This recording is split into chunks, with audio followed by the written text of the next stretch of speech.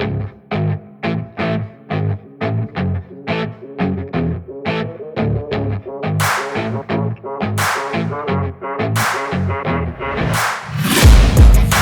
shots at the enemy, I'm gonna make it to the top, leave a legacy. If I got something to say, you better let me speak. Turn it up a new degree, bitch, you ain't seen anything. I pop off with the new rock, electronic, blow the sonic roof up. I'm too honest when I take a few shots. They're too toxic, need to take the noose off. And you cannot save me, cause I don't need saving. It's everything I've been chasing, all here for the taking. Don't wanna test your luck with me, I think I've had enough disease. I'm sick of all the bad thoughts, people who are half-nots. You are not as tough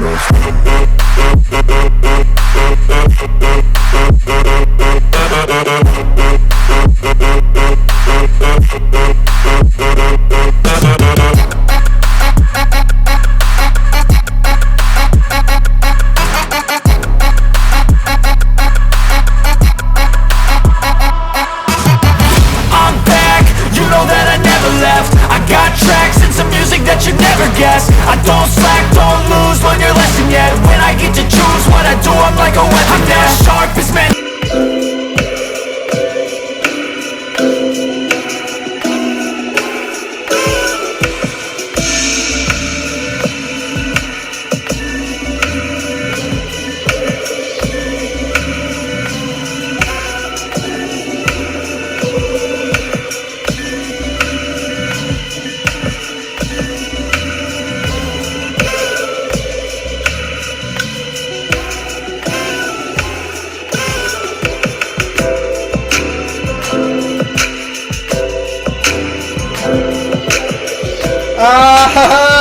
What's going on, everybody?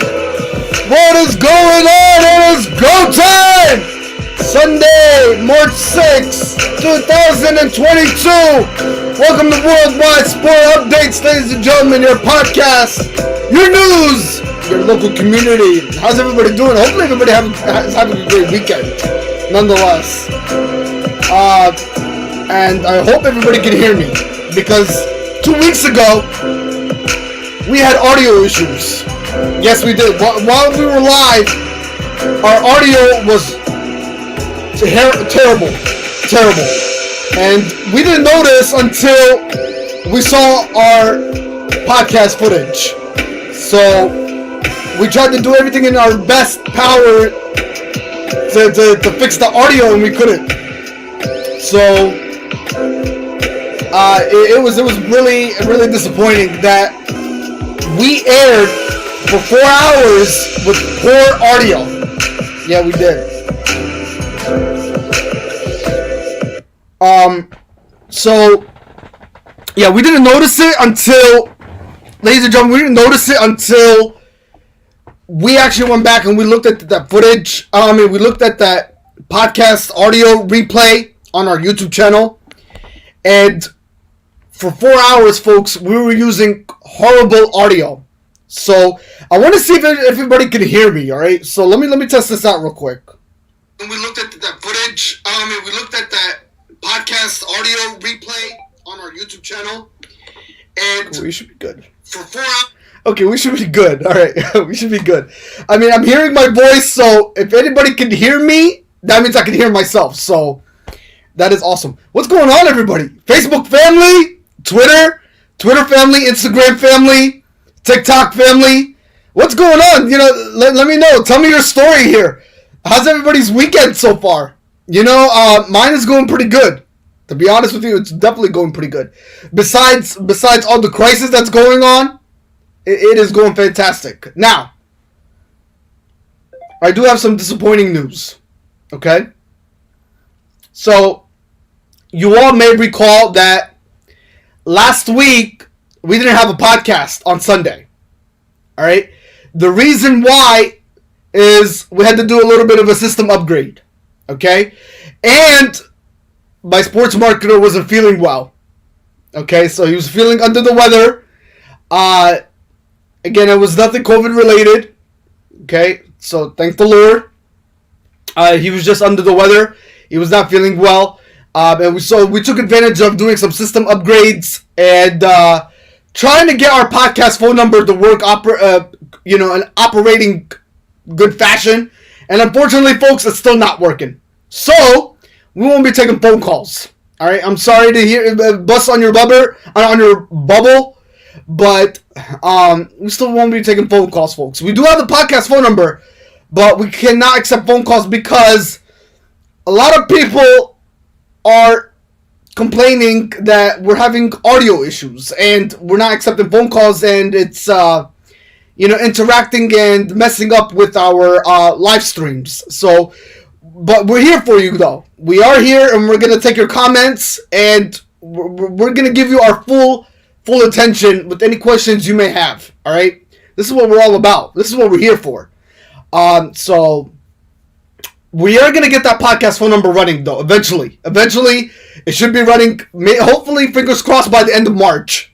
If we could get that going and squared away, or maybe hopefully by next Sunday. So we shall see. We shall see though. But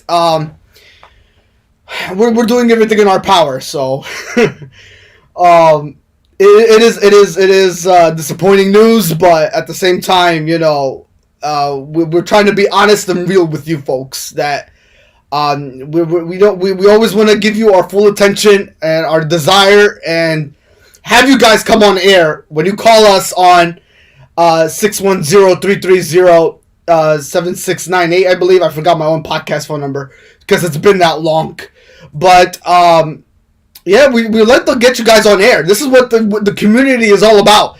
So, and speaking of community, we're going to get that in a couple minutes. I'm going to explain why I'm wearing the shirt in a couple minutes, because, ladies and gentlemen, for all my Lehigh Valley local community out there, you guys have probably heard the big news, right? Shout out to my boy Anthony Jenkins. Anthony Jenkins, the owner and head coach and guard for the Lehigh Valley Flights. So let's start with sports news, shall we? Anyway, that's the first subject I want to talk about, folks. So, have you all heard about the minor league baseball? Basketball. The minor league basketball, and we are going to get the baseball too in a couple minutes here. Baseball is, ladies and gentlemen, by any means, it is the hottest topic going into this weekend after some disappointing news that transpired this past week. We're going to get to all that in a couple minutes here. So, yeah, baseball is one of the hottest topics, folks. As you can see on the background, Major League Baseball is still, yes, unfortunately, baseball fans, it is disappointing. They are still in a lockout, folks. But we're going to get to why and the reason why. Man, and I did talk about this on my recorded podcast. For anybody that missed the video, the recorded podcast was published on Friday, this past Friday, explaining more in detailed depth on what's going on with Major League Baseball. But we're going to get to that in a couple minutes here. But first and foremost, folks, did anybody hear that the minor league basketball has made its debut in the Lehigh Valley, folks? In the Lehigh Valley. So, yesterday, I made my official debut as a announcer for the Lehigh Valley Flights. I know, it's a big honor. I think, to be honest with you, I was really happy. Very excited at the same time to take part in this as an announcer. To be a part of something that has the potential of growing and making a name for yourself, because folks, you got to start off somewhere. Absolutely, right? So I was at the Lehigh Valley Flights first season home game. They had their first season official season kickoff, their home season opener, folks, at the Eastside Youth Center. Tip-off started at 7 p.m. Eastern Time. Now, folks, for the people that are wondering about parking, about shirts and whatnot, and food, so food and shirts are $25 when you guys go to the game. And there's also food for you guys to enjoy. There's also desserts for you to enjoy. Free parking behind the social hall, in front of the social hall. Whoever goes to the Eastside Youth Center, anybody that's familiar with it, the free parking is available when you come out to the basketball event at Eastside Youth Center. So, ladies and gentlemen, shout out to Anthony Jenkins. He's a good friend of mine, a good boy of mine, who is making a great start to this community and getting people involved in the community, and giving out tryouts to people that love the game of basketball. If you really love to play basketball, folks, and you'd like to be part of a team, yeah, come on out there to the Lehigh Valley Flights at the Eastside Youth Center. Get in contact with Anthony Jenkins so you guys could try out. It is a great opportunity to get somewhere that you wanna get into ahead of life. And they're starting off. I mean, they just debuted, folks. They are a Mid-Atlantic, ladies and gentlemen. They are a Mid-Atlantic team, a 2022 Mid-Atlantic team that just debuted in the minor league basketball Eastern Conference Basketball League. So I think they're called the ECBL, I believe so. Yeah, ECBL. So that's like short for Eastern Conference Basketball League. And it's a good thing. It's a good thing that they're doing. And hopefully it grows to its potential where people get recognized. So, with that being said, I'd like to give some more information about the Lehigh Valley Flights. So they had their first road game back on February 19th. Okay, they had their first road game back on February 19th against the Hartford Shockers. The Hartford Shockers, they beat Lehigh Valley Flight 159-96 in their road game. That was their season opener on the road, where the Lehigh Valley Flights had to travel up to Connecticut to play the Hartford Shockers. And the Hartford Shockers, they picked up their first victory of the season, where they beat them again 159-96, their final score there. And also, ladies and gentlemen, again, they had their home season opener last night against the Red Rose Thunder. Red Rose Thunder, they beat Lehigh Valley Flight 120-102, your final score. So, ladies and gentlemen, with that being said, the Lehigh Valley Flight are off to a 0-2 start on the season. And their next game is going to be on the road against Western Mass Zombies. That game will be this Saturday, March 12th at 7 p.m. at the South End Community Center in Western Mass. Against the Western Mass Zombies. Now, more about the Lehigh Valley Flight. They are a men's professional basketball team. They're based out of Allentown, Pennsylvania, as we all know. They are the first team in the area to become the member of the ECBL, the Eastern Conference Basketball League. The 2022 season is an inaugural season for them. So what a good way to get started. Again, they are the Mid-Atlantic Conference team because they are in Allentown, Pennsylvania, folks. Their goals are to bring in elite basketball to the region, to provide their players with a platform to showcase their talents, and to engage the fans and community in entertainment and services. So go out and check them out at their home games at the Eastside Youth Center. Tip-off time is going to be 7 p.m. Eastern all the time, folks. So it should be very interesting. I had fun. I really did. I had a blast just being part of that. It's so much exciting, folks. It really was to be a part of the Lehigh Valley Flight in making their home debut at home at the Eastside Youth Center, and being such a part of this amazing group. This team has a lot of potential, folks. They really do. I go back and I say, and this goes to all sports: never defy yourself when you lose a game. Okay, don't let one game define you on potentially growing and learning from your mistakes and how to get better. All right, I mean, the team is there. The team could score. The team could fight hard, and it showed last night. All right, even though they lost, again, the final score was 120 to 102. Lehigh Valley, ladies and gentlemen, the Lehigh Valley Flight Nation, they fought with pride, and they fought with so much potential as the season progresses. They are a great team, and more to look forward to come. I mean, this is amazing. This is an amazing group. I even got the chance to interview the player of the game after the game last night. So it was truly amazing, folks. It was definitely amazing. Keep an eye the next couple days. We should have the video posted. I should post it on my YouTube channel. They're gonna probably email me that video where you guys are gonna be hearing my voice as the announcer of that game that transpired on March 5th of 2022. It should be good. It should be a great video. So sorry about that. So yes, tune in to our YouTube channel. It should be published on there. I might be able to publish it on my Facebook for anybody that missed watching the game.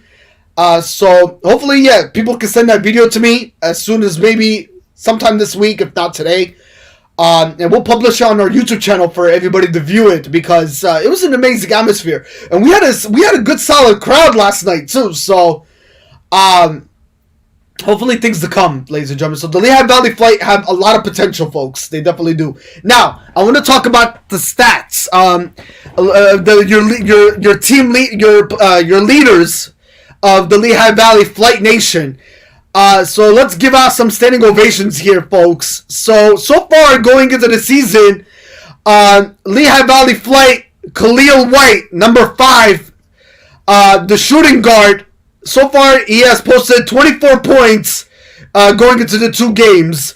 Also, ladies and gentlemen, Devin Bennett, number 33. He's a small forward and power forward as well. So he's in the forward position. He's out of Patterson, New Jersey, folks. He's posted 14 points so far in 2 games. And also, ladies and gentlemen, your other Lehigh Valley Flight Nation, Kyle Walker, your guard and shooting guard out of Philadelphia, Pennsylvania. So far posted 14 points in 2 games of the season. Also leading your team leader in assist, Bennett. Also, ladies and gentlemen, yes, Devin Bennett is also leading in assist with 9.0 assists. Anthony Jenkins, my boy, Anthony Jenkins. He is also currently leading in assist with 3.0. And also, ladies and gentlemen, Khalil White is currently leading with 3.0 assists. Again, Mr. Bennett, Devin Bennett, again, currently leading in rebounds per game with 10.0. Mr. Jackson, ladies and gentlemen, he goes by the name of Devin Jackson, number 11. He's currently leading with 10 points in rebounds per game this season. And also, ladies and gentlemen, Justin Sutton, number 30, he's currently leading with 10 points per rebounds per game going into the season. Again, Mr. Bennett, ladies and gentlemen, Devin Bennett, currently leading in blocks with 1.0. Also, Justin Sutton is currently leading with 1.0 blocks in the season so far. And also, Tajmir Burley, he's the guard position, number 3. He's currently leading with 1.0 blocks going into the season so far. Again, Mr. Bennett, currently leading in steals with 3.0. And also, ladies and gentlemen, to Tajmir Burley, currently leading with 3.0 steals. And also Mr. White, Khalil White, he's currently leading with 3.0 blocks going into the season so far. So here are the standings. Red Rose Thunder is currently 2-0. Western Mass Zombies are 1-0. They just picked up their first victory of the season. The Hartford Shockers are 1-1 after suffering their first loss of the season. The Philly Raiders are 1-1. The Hub City Hogs have not played a game just yet. The Nova Bulls have not played a game yet. And the Lehigh Valley Flight are off to an 0-2 start going into the season. So, That's what this current standings looks like there. But again, this group has a lot of potential in the season ahead to look forward to, and don't let this game discourage you. Don't ever let a game discourage you of what you guys are capable and all about for future the season to come as the season progresses, because again, they have a lot and there's still plenty of time. I mean, it's early in the season. They can still turn things around. I mean, again, when you study your opponent that you've faced and you have to face them again, things could turn around in a heartbeat. Where when you pick up that one victory, you all of a sudden start becoming on a winning streak trend. So this team is really bright, and the future is there for the season to come. And I'm glad to be a part of it nonetheless. So. Awesome stuff. So, welcome, Lehigh Valley Flight to Allentown, Pennsylvania, and again, we wish him nothing but the best, and it's gonna be a great, amazing season. So, yes, ladies and gentlemen, go out and show support to this team. Again, their next home game, is March 26th. That's their next home game. 7 o'clock p.m. tip-off time against the Hartford Shockers. So, it should be quite interesting nonetheless. All right. Let's move on, huh? Shall we? All right. Major League Baseball. All right. So, ladies and gentlemen, it is the hottest topic this week. It is definitely the hottest topic that it is very disappointing. A lot of people and players, not to mention, now the players they made their voices heard. Okay, loud and crystal clear, and Twitter, ladies and gentlemen, was really buzzing. All right, social media was all over the place with so much disappointment regarding Major League Baseball news that just transpired this past week. So, according to reports, the lockout is still in effect. Now, there's reports coming in that Major League Baseball is going to have a meeting today. And now, according to that meeting, supposedly they're thinking about expanding the playoffs. Now, correct me if I'm wrong, but didn't they talk about expanding the playoffs before, and how did that work out for them? Major League Baseball Players Association didn't want to hear it. So I don't know why they're still sticking with expanding playoffs, when the main issue here is labor issues. Yes, you heard this right, folks. The reason for this lockout is labor issues. Labor. It's all about the money, folks. Money is a problem for the Major League Baseball players. And this is why the lockout is still in full effect. So, it is a disappointment. And not to mention, Robert Medford is getting so much criticism out of this. A lot of people are making their voices heard that they want Robert Medford out of here. They want him out. They want him shipped out. They've had it with him. They had it with them. I mean, not to mention, can you blame them though? Can you blame them for making their voice heard and say, "Oh, we don't need Robert Medford anymore"? I mean, look at you're talking about a person here who's had the opportunity for 3 months to get a new collective bargaining agreement in place. And what have you done? I mean, up to this point. What have you done up to this point to convince Major League Baseball Players Association to get this, to save your season? That's what I'm trying to get at here. To save your season. I mean, nothing really. So, folks, with that being said, there was a deadline. All right, there was a deadline. A deadline is a deadline, folks, in the sports world, in the sports business. There we go. Let me put it that way. A deadline is a deadline. So, on Monday, February 28th, 2022, there was a deadline for the Major League Baseball. All right? There was a deadline to save the season. All right? To save opening day. Let's put it that way. Now, Robert Medford in Major League Baseball, they stayed until 2 o'clock in the morning from February 28th until March 1st. 2 o'clock in the morning, they stayed up until to have a meeting to try to come up with a new collective bargaining agreement contract. And you know what happened? By Tuesday, March 1st at 5 o'clock p.m., nothing. The Major League Baseball Players Association denied. They denied it. And you know what that meant? Robert Medford canceled season opener. Yeah. Season opener is canceled, folks. It is canceled. Not to mention a couple games are canceled now.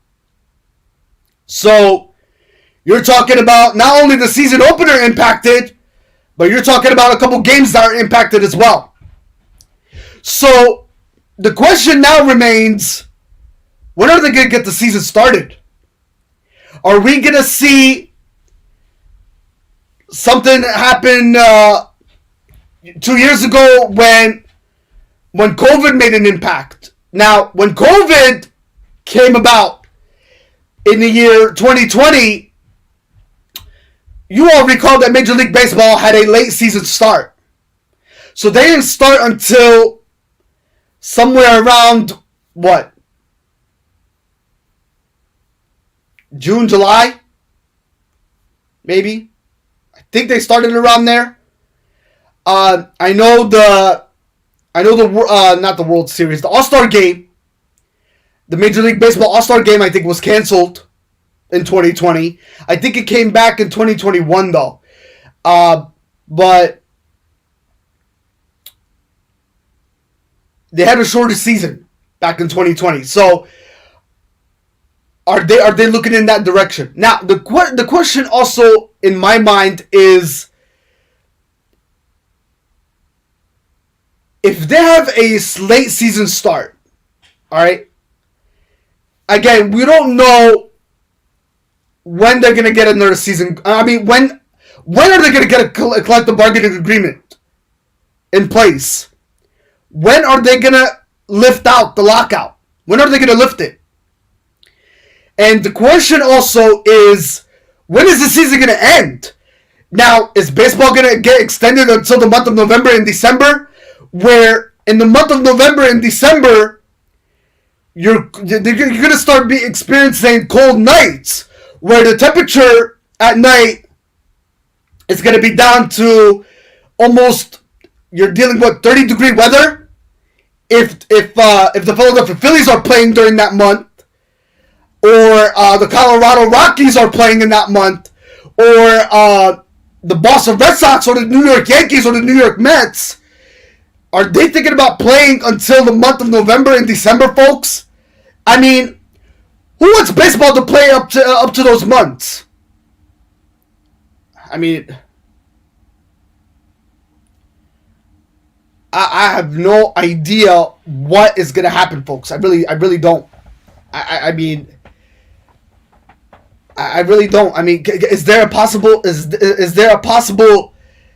chance that Major League Baseball might not have the season at all? They might just cancel the whole season in general. I mean, are they leaning in that direction? And not to mention this, hold up for a minute here. I'm going to put a pause real quick. They're thinking about expanding the playoffs. Okay? They want to expand the playoffs. That is going to happen in today's Sunday's meeting. That's what they're going to discuss. But you want to expand the playoffs, but to what month are you thinking about ending the Major League Baseball season, though? If you're expanding, what season is Major League Baseball going to end? You know, that's on people's minds too. Like, they're questioning that with some possible answers. Robert Medford, when do you plan on having Major League Baseball season end? Because, I mean, if you talk about, if you're going with your plan to possibly end the season in November or December, you're talking about during those months, the NFL season is in full effect. People will be watching more football than more baseball. You know, think about that rule for a second. Think about that. I mean, is it possible that football, ladies and gentlemen, and not to mention hockey, and not to mention basketball. Basketball starts in October, right? Basketball starts in October. So, you know, if you're Robert Medford, hear me out. And to all the Major League Baseball fans out there, if you're thinking about extending to up to November or December, you're going to be losing a lot of viewers, because a lot of viewers are going to be tuning more to football, basketball, and hockey. More, they're going to be tuning into baseball, because baseball only stops, really, the regular season stops at the end of September. And then playoffs come October, and then I think the World Series is sometime, maybe end of October going into the beginning of November. So, I mean, there's a lot riding on this right now. There's a lot riding on this, folks. There definitely is. So, I mean, and not to mention, again, folks, money. Money is a big issue, too. I mean, we know what's going on in the world. We definitely know. I mean, we see it. I mean, if you go out the door, all right, to get a cup of coffee or to get a breakfast sandwich,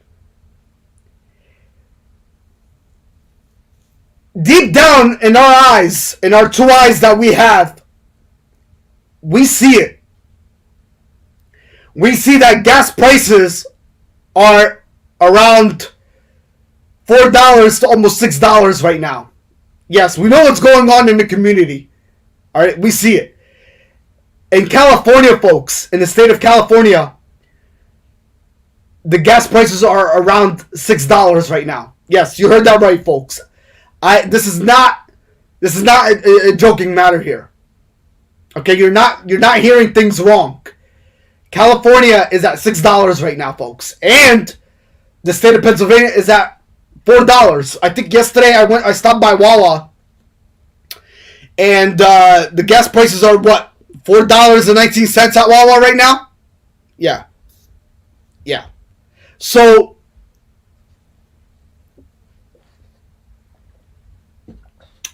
we see it. All right, we see it. We see that things are going up. All right, we do see that. Things are getting too expensive and things are getting too tight. You know, but in sports perspective, it's in the subject of sports. A lot of Major League Baseball fans are a little bit skeptical to why are the players demanding so much money on the Major League Baseball side, when in general the minor leagues players should be demanding more money than the Major League Baseball players should be. So, I mean,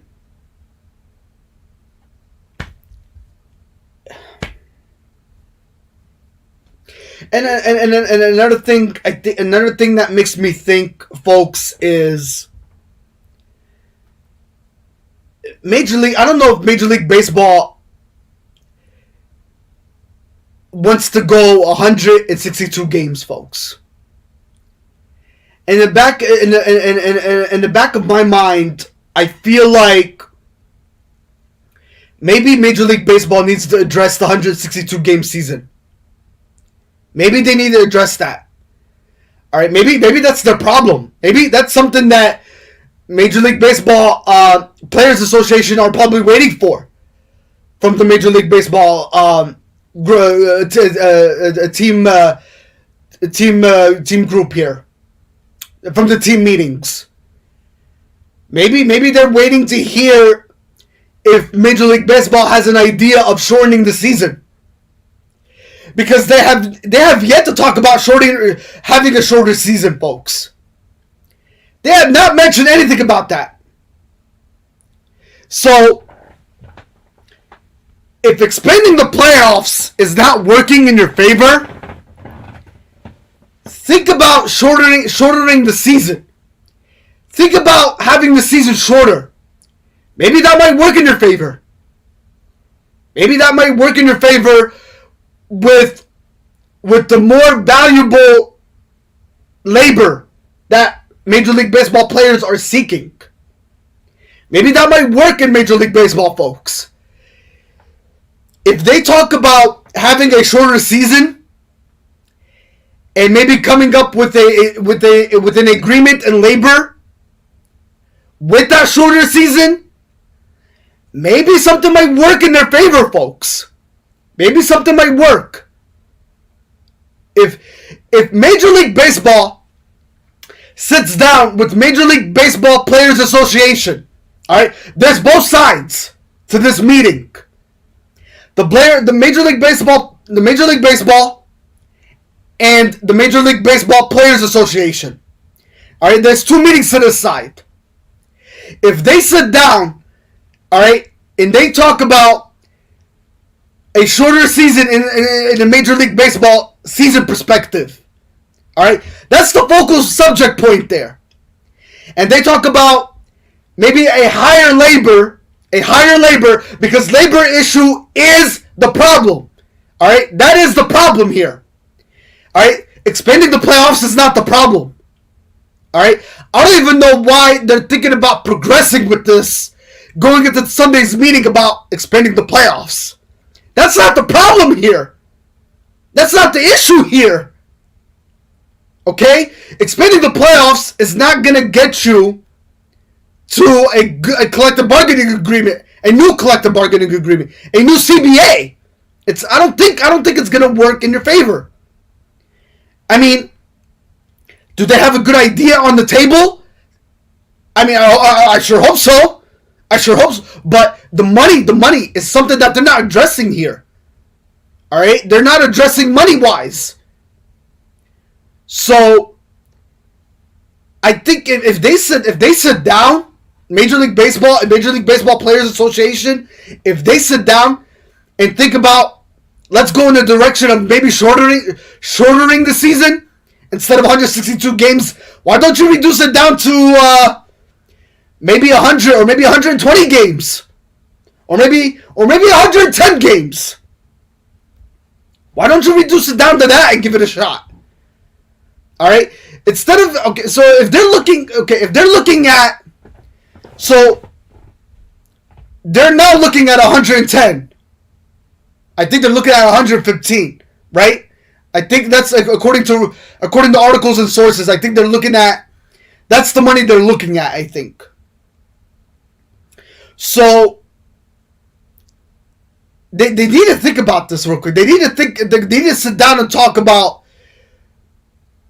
let's go in the direction of shortening the season. Is Major League Baseball the Players Association, are they looking for that? because Major League Baseball has not brought it up. I have not seen in a single week, or single day for that matter, or even for last week for that matter, leading up to that deadline on February 28th. I did not see anything where Major League Baseball mentioned about let's go in the direction of shortening the season. They did not mention anything. Maybe that's the problem here. Shortening the season with possibly a higher labor agreement. If the players want more money, folks, how about shortening the season? That could work. I think that could work. All right? Maybe. Give it a shot. Let's see what happens. But expanding the playoffs? You actually want to put the Major League Baseball fans in that kind of predicament to come to a baseball game in the month of November and December potentially.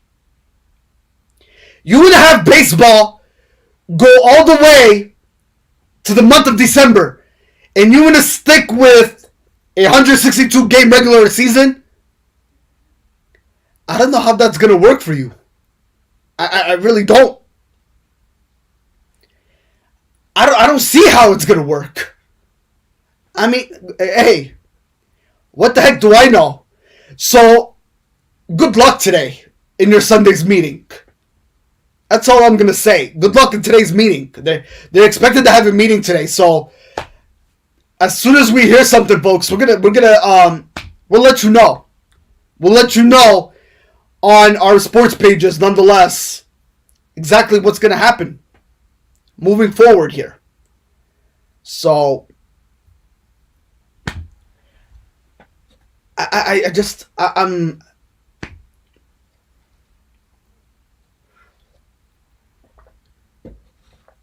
have no idea what's going to happen today.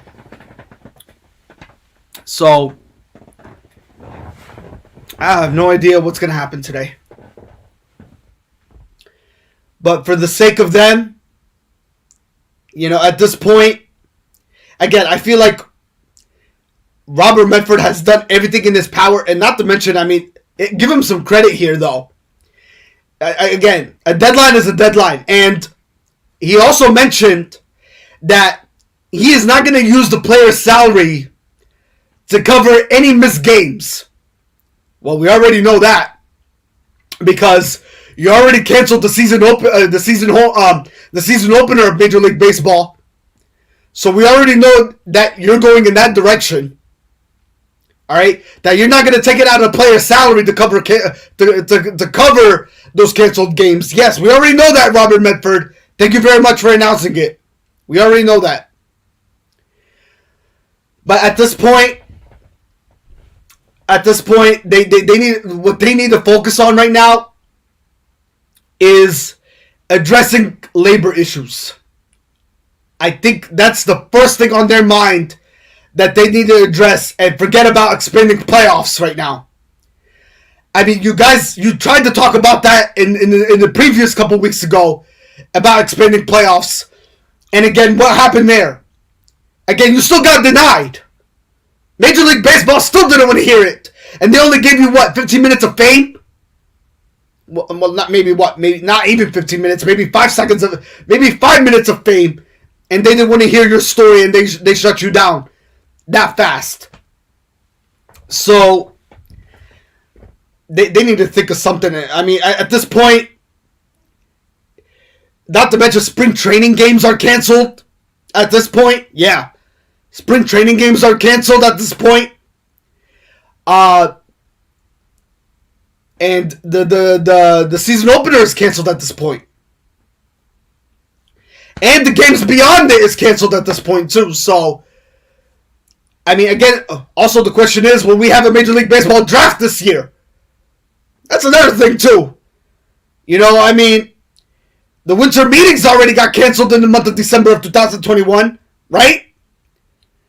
When there was a deadline by December 1st, 11:59 p.m. to come up with a new collective bargaining agreement contract, and that didn't happen. I mean, you guys, they had 3 months. They had 3 freaking months to come up with something, and they have nothing to show for it. None whatsoever.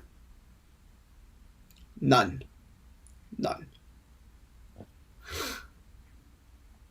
I mean, I have to agree. I have to agree with all the fans. To all my baseball fans out there, I have to 100% agree with them that this is the most disappointing news in the sports world today.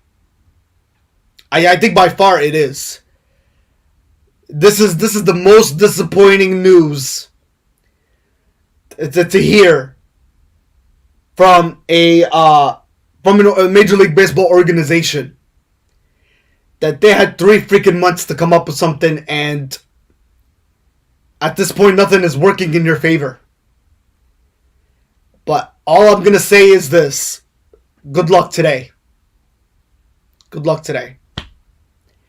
Whatever happens, I hope it's on your side. That's all I can really say.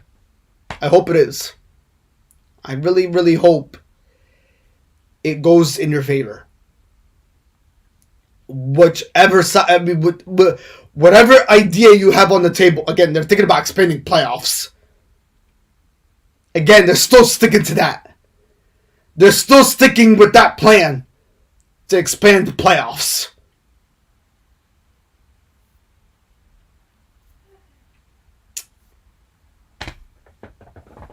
I mean,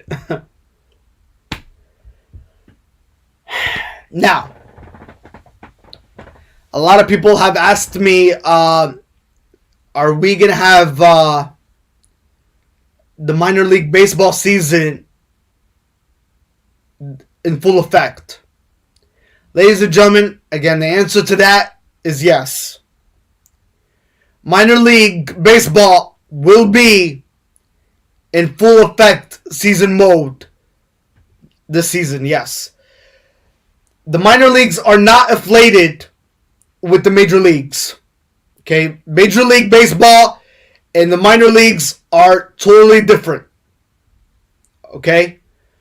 So the minor leagues are in full effect to start the season on time and to get all their games in nonetheless. So, yeah, the minor league baseball will not be affected by the Major League Baseball lockout. They will not be infected by it. They will not. So, I believe we just got news that the Iron Pigs will be opening up their season home opener on April 5th. So that's the latest that's coming in. So their season opener will be on April 5th of 2022.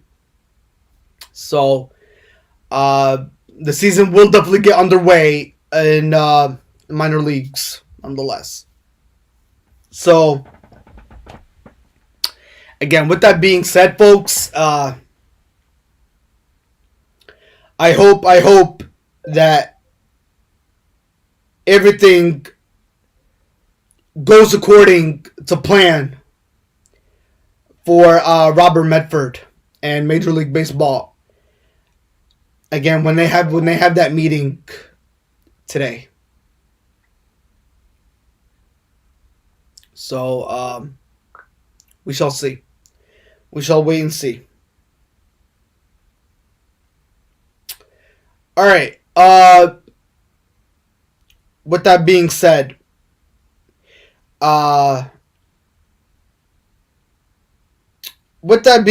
folks, we have some. Okay, folks. With that being said, we have some breaking news to share with you from the WNBA. the Women's National Basketball Association. I want to talk about that a little bit. So this past week, again, and this has to do with Russia and Ukraine. What's going on right now over there must be really devastating. And it really is, not to mention. But with that being said, folks, this past week, according to the WNBA,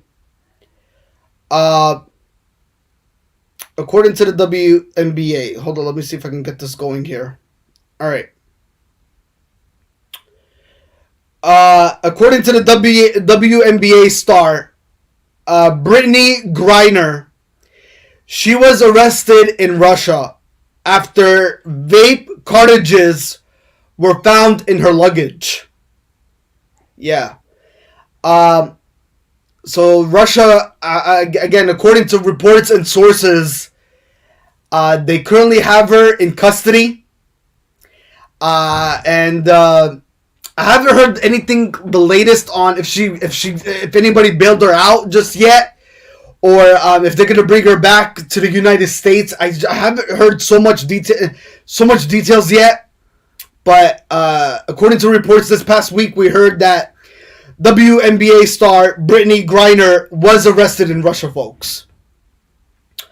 But the latest reports yet have not come in on if she has been released, or if she has even come back to the United States yet. But when we do hear something, folks, please keep an eye out on our sports pages, on our sports group pages, for the latest update on that.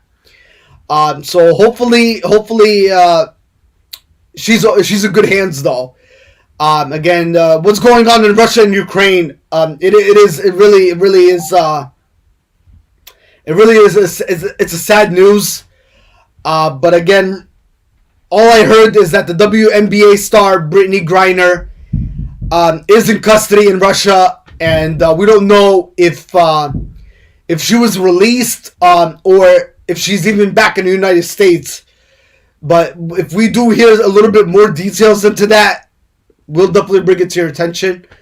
But again, hopefully she's safe and sound, though, nonetheless. So, but keep your eyes, ears open for the latest updates on that, and we'll definitely share it to you if we do hear anything different, nonetheless, regarding her situation. So, moving forward here. All right. I have some Major League Soccer news. Yes, the MLS. So, ladies and gentlemen, you're all aware that the Major League Soccer, MLS, the season has officially is underway, right? So, according to reports, I think this is breaking news coming in today. I would like to share with everybody, Cristiano Ronaldo, he is injured and will miss today's game versus EPL leaders Man City. So he will not be participating in the big derby. All right, Cristiano Ronaldo is not participating in today's game. All right, he will miss today's game because of an injury. Also, ladies and gentlemen, more breaking news I would like to share with everybody regarding Major League Soccer. This is breaking. This is actually an interesting breaking news, and this is the first time in Major League Baseball history. Yes, the Charlotte FC have made history, folks. Yes, they have made history as a soccer team. As a soccer organization, folks, they have made history. And what I mean by history, folks, is they had a sold-out crowd. Yeah, they had a sold-out crowd. So, this was brought to my attention that... Okay, so... Hold on. And, it's truly amazing nonetheless. It truly is. So, again, for the first time in Major League Soccer history, okay, this was actually their home game, I believe. In 27 seasons in Major League Soccer, the Charlotte FC have never seen a bigger crowd than what they witnessed last night. Again, for the first time in Major League Soccer history, in franchise history, Charlotte FC made history on that night. They had an attendance crowd of 74,479 in attendance. Yeah. In Major League Soccer. I'm gonna hashtag that. Okay? So the Charlotte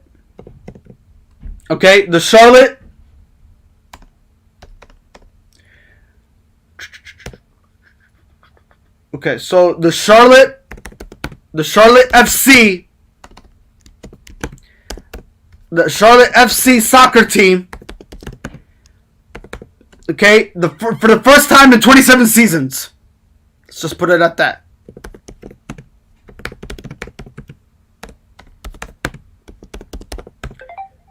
For the first time in 27 seasons,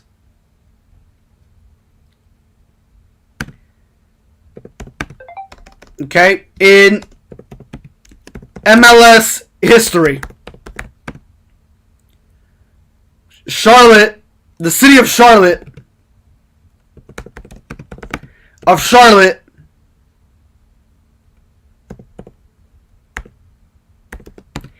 had an attendance record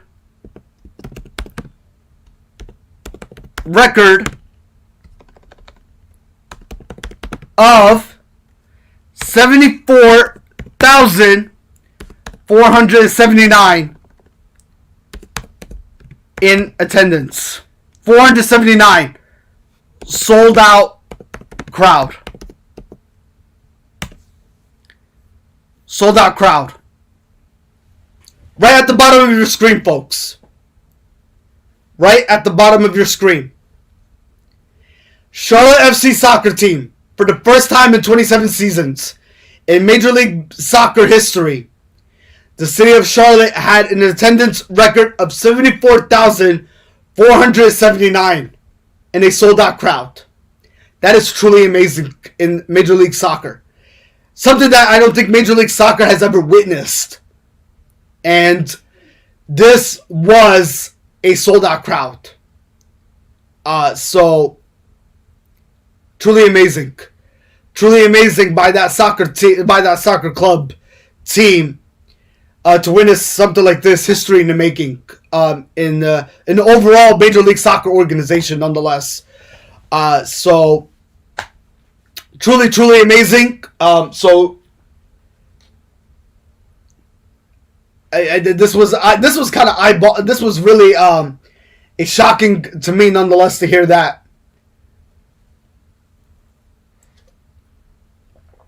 For the Charlotte FC to have this sold out crowd in last night's game, it was truly amazing, nonetheless. So, awesome stuff indeed. Awesome stuff indeed. All right. I believe, though, let's see here.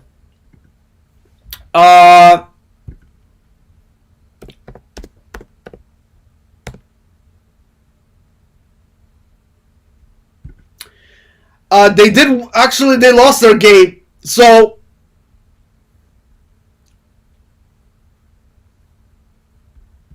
or maybe that was the previous game. Well, they lost yesterday against the LA Galaxy in full time. LA Galaxy beat them 1-0. But I think when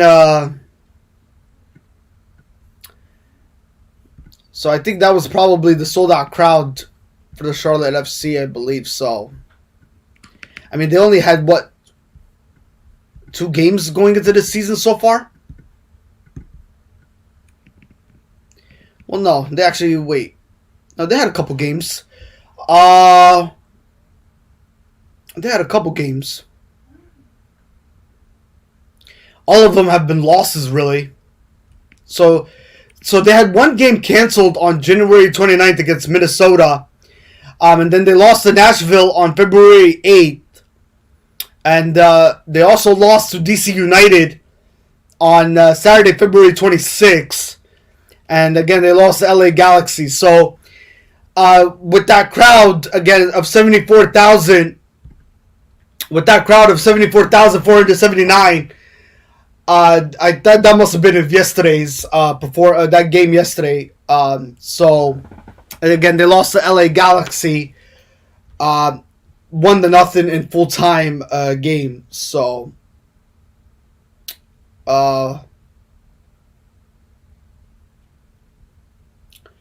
yeah, just bear with me here. Let me see the comments real quick. I think so.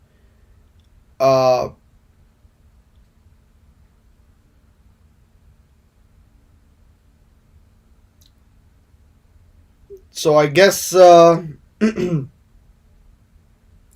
a lot of people are saying congratulations to the Charlotte FC, but again, I don't think that's based off winning a soccer game. But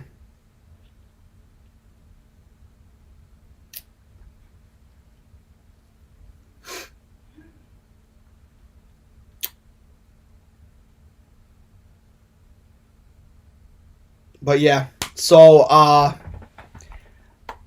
LA Galaxy picked up the victory, 1-0 in yesterday's soccer matchup, where again 74,479 people were in attendance in that Major League Soccer game. What a great atmosphere! I mean, it's especially for a soccer game like this, to hear the Charlotte FC and the LA Galaxy take part in that.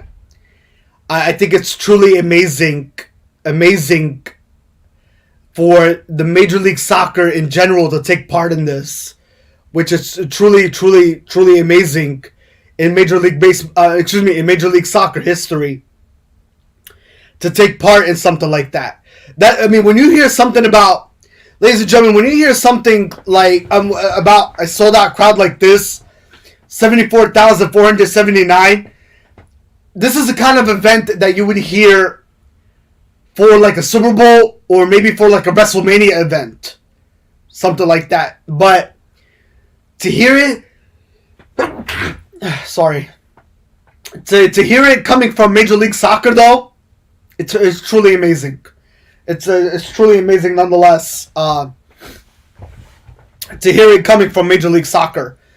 To have a sold-out crowd of 74,479 in attendance. So, again, a lot of people had fun in that soccer game last night, and it was truly amazing stuff. So, again, folks, when it comes to sports, it's not about winning or losing. It's truly about going out to these games and having fun and enjoying the events that truly come along with the sports world. I mean, you folks, you talk about when you go out to any sports game in general, you know, you talk about the amazing food that they provide, the amazing halftime show that, you know, that is scheduled to happen. Not to mention, you know, again, did I mention food? Yeah. How about some free t-shirts maybe? Or maybe signed autographs, you know, or maybe some firework display. So it's not really all about going to the game, oh, are we going to witness a victory or are we going to witness a loss? It's truly all about going out to these games and having a great time and enjoying them. And also with the events coming along with it, to make this game, to making sports a memorable night and making it history and making something people will never forget and probably will cherish forever. You know, because when you talk about sporting events like this and you're having a sold out crowd of 74,479 people in attendance, you'll be truly surprised of what happens with games like this. People probably might go out there and get married, for crying out loud. Yes, you heard me right, folks.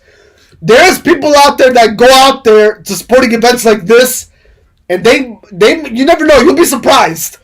But people get engaged in sporting events like this, or they get married in sporting events like this, for crying out loud. Or they might get a divorce and something like this. So I don't know. I don't know, folks. I'm contradicting on here what happens at sporting events, but or they might have a kissing contest or a kissing booth or a kiss camp, for crying out loud. Yeah, when you go out to sporting events, don't you witness on the Titatron, on the 3D display, where they be giving out kiss camps. So you'll be truly amazed what goes on in sporting events, folks. I kid you not.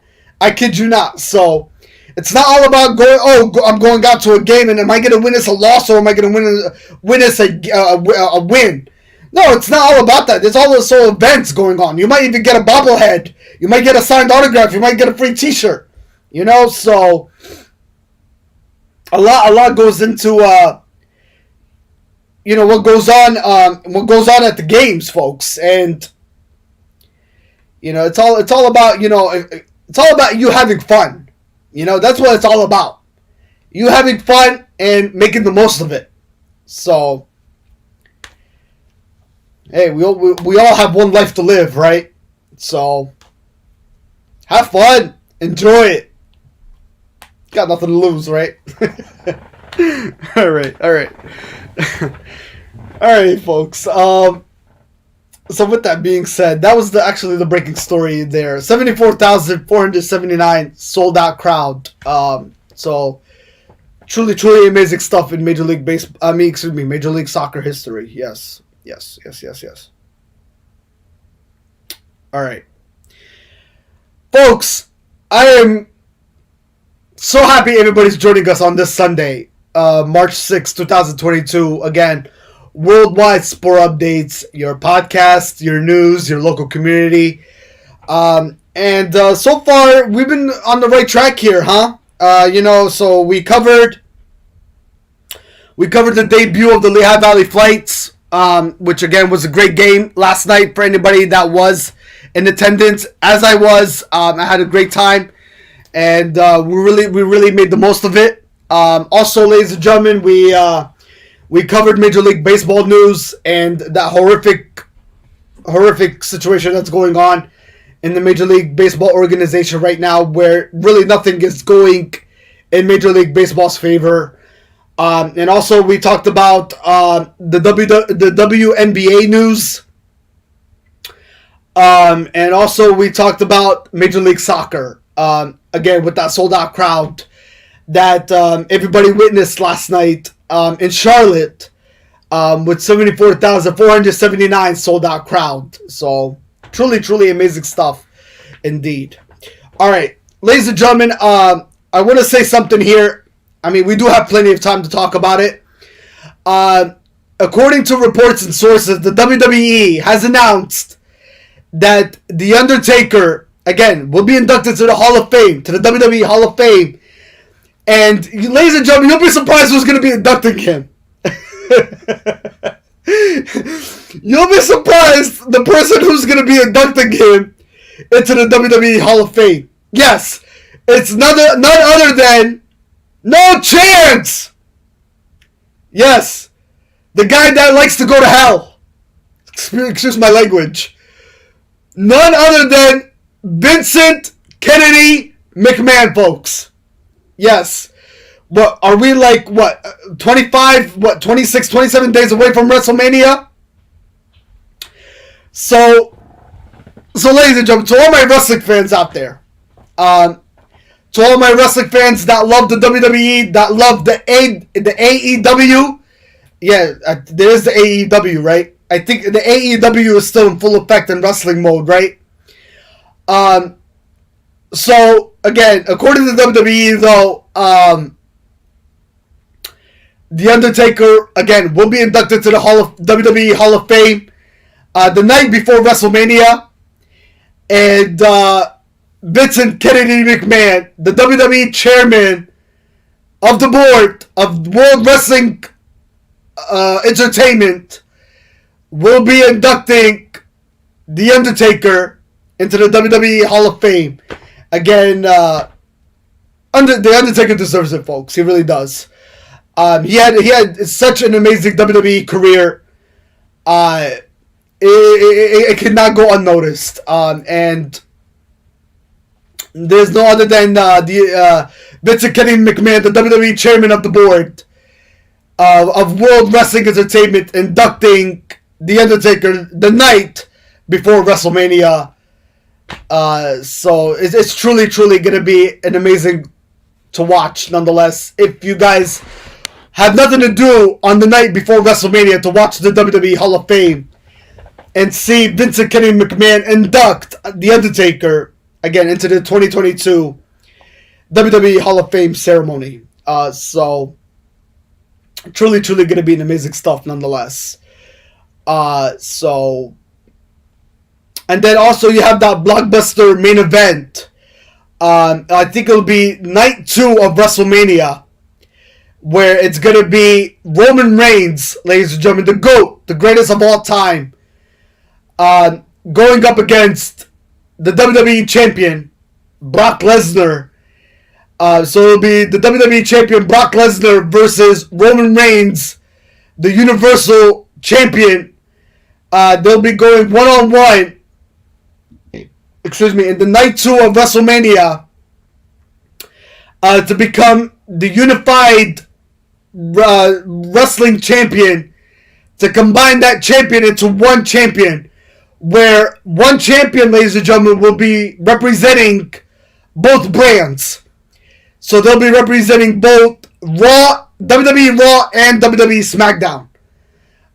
Yeah, that's the latest reports coming from WWE. After WrestleMania, there is going to be only one champion standing on top of the world. And that one champion will be representing both brands, WWE Raw and WWE SmackDown. So, we're talking about wrestling today. So, again, we have nothing else better to do on this 4-hour show. So, we're talking about WWE wrestling. But, again, we have a lot of WWE fans out there that love wrestling. And they are truly diehard wrestling fans nonetheless. So, it should be a truly an amazing night nonetheless. So, enjoy WrestleMania. And enjoyed especially the WWE Hall of Fame nonetheless. Again, the night before WrestleMania, where again The Undertaker will be inducted into the Hall of Fame by yours truly, the WWE chairman of the board, Vincent Kennedy McMahon. All right. Okay. Awesome stuff. All right, folks. Let's talk about UFC boxing. Now I know, to all my UFC boxing fans out there, we did have some boxing last night, and we had that main event. Yes, we did. Yes, we definitely had that main event in UFC boxing last night, folks. And what did you guys think of that main event? What are your thoughts on it? So, the main event, ladies and gentlemen, for last night was none other than Colby Covington versus Jorge Masvidal. Yes. So, it was Colby Covington versus Jorge Masvidal. Jorge Masvidal versus Colby Covington. So here's the comparison between the two, folks. Colby Covington, 34 years of age, 5'11", 72 reach, 16-3 his record, overall record, 3 TKO, and 5 submissions. For Jorge Masvidal, he is 37 years of age, 5'11" is his height, 74 his reach, 35-15 his record. 16 TKO and 2 submissions. So think about this for a minute, folks. That was your main event. And Jorge Masvidal had 16 total knockouts. And Colby Covington had only 3 total knockouts. And he managed to win that fight, that main event last night. So congratulations to Colby Covington on winning the main event. Yeah, he was your winner, ladies and gentlemen, in last night's UFC boxing event. So awesome stuff. Awesome stuff indeed. So again, Colby Covington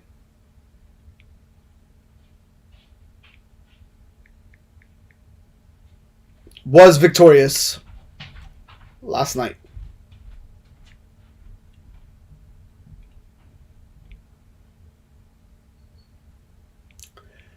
All right. So let's see here.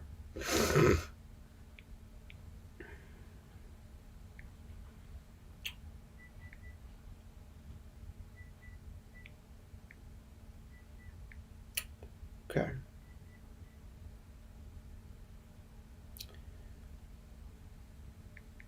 All right. We're tagging in some couple people in here, folks. Bear with me real quick.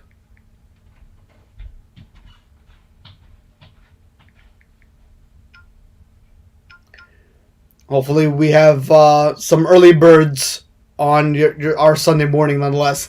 Again, thank you, ladies and gentlemen, for joining us on this Sunday morning. Your podcast, your news, your local community, worldwide sport updates nonetheless, folks. All right. With that being said, folks, let's go over the other results. The other results from the UFC. All right.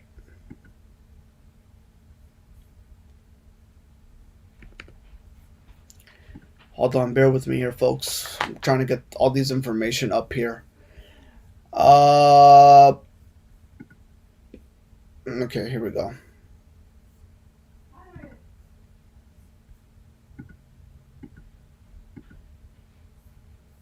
All right.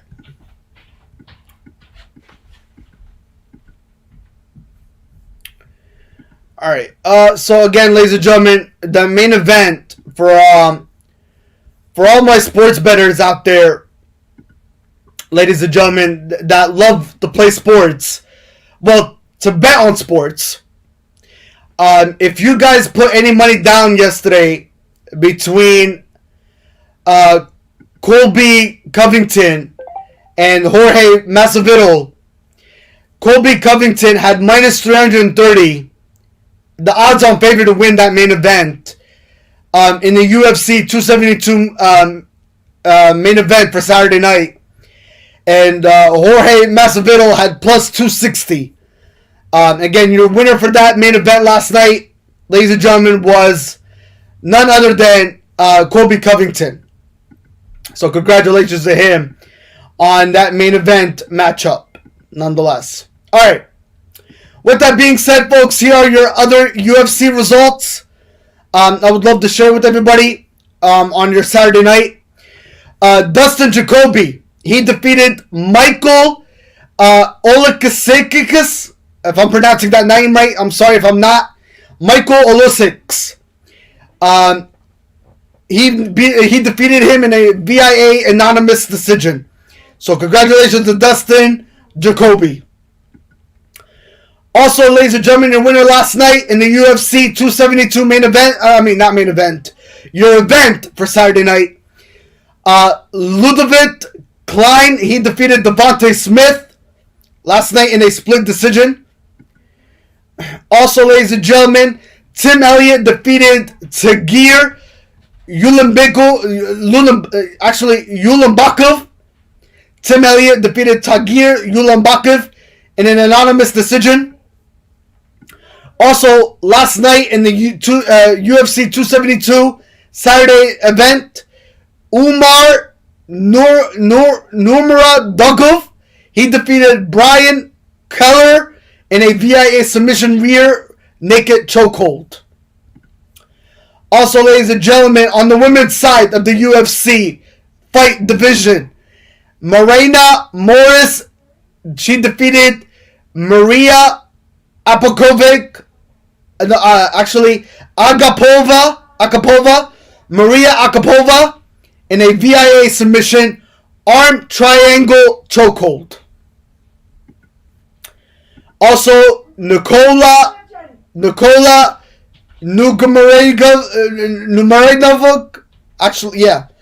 Nikola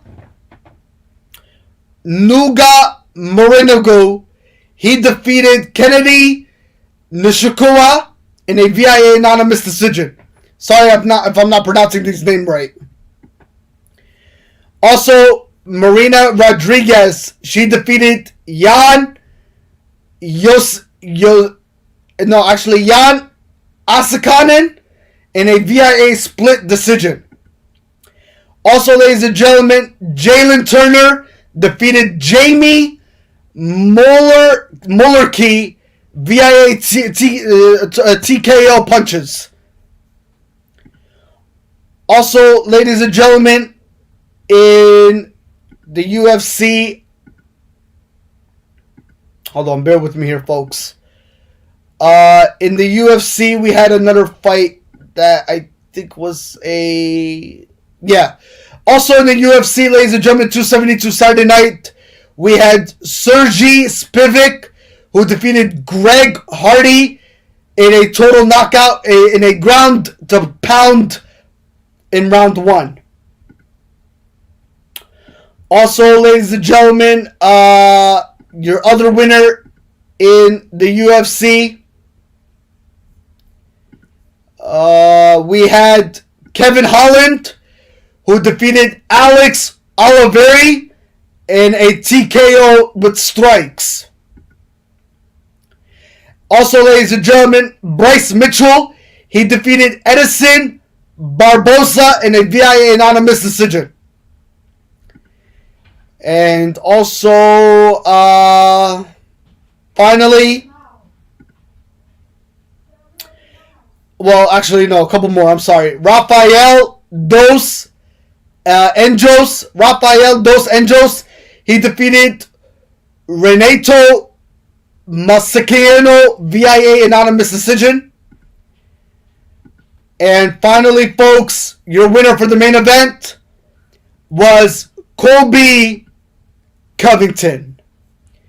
So, ladies and gentlemen, that was your UFC 272 Saturday night winners, and I hope everybody enjoyed them nonetheless. It was definitely an awesome night in the division picture, in the fighting event nonetheless. All right. Speaking of Hall of Fame,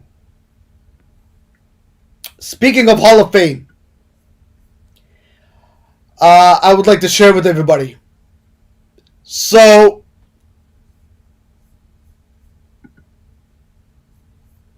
hold on, bear with me here. We're having some internet issues.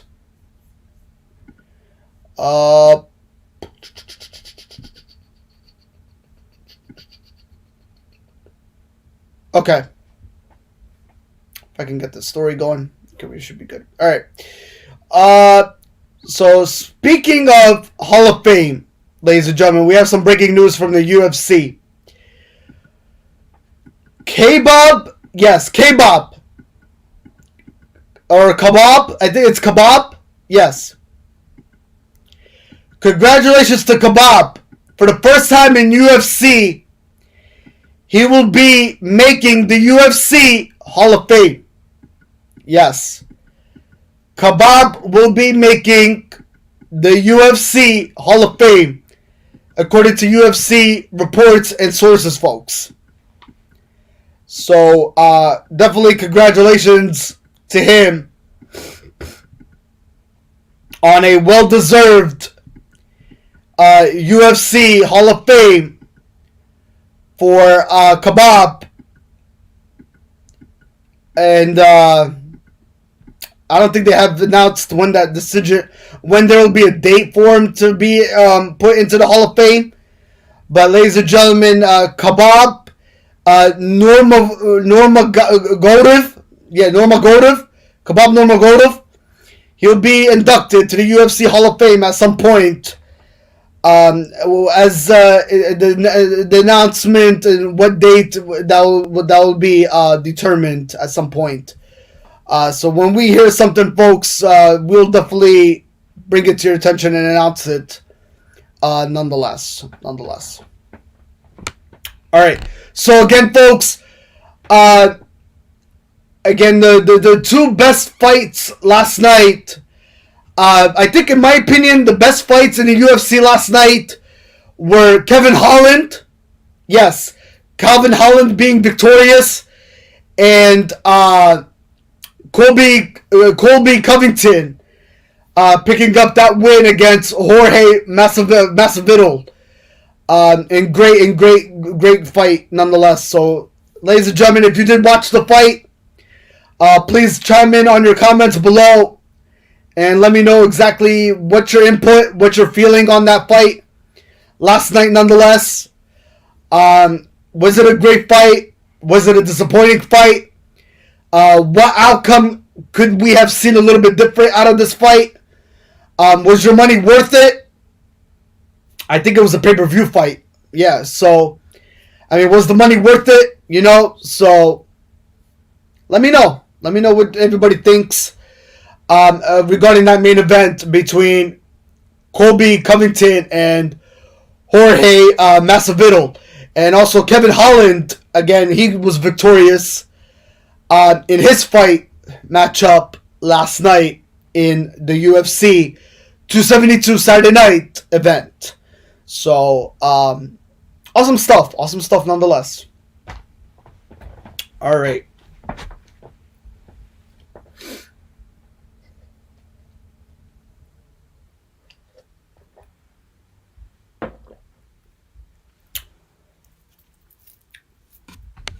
All right. So, let's move over to some NFL news. We don't really have much to talk about in the NFL. After that, we'll definitely jump over to the NBA. And then we'll probably wrap up the segment with college basketball. Yeah. So we still got a couple more topics to go over. All right. So we're going to talk about NFL news. And then we're going to talk about the NBA. And then we'll wrap it up with college basketball. All right.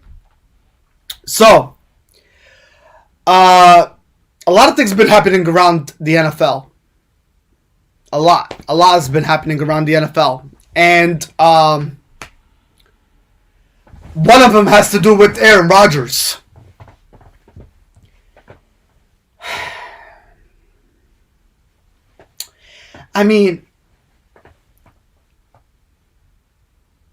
What do we not know about Aaron Rodgers that we already have known about Aaron Rodgers?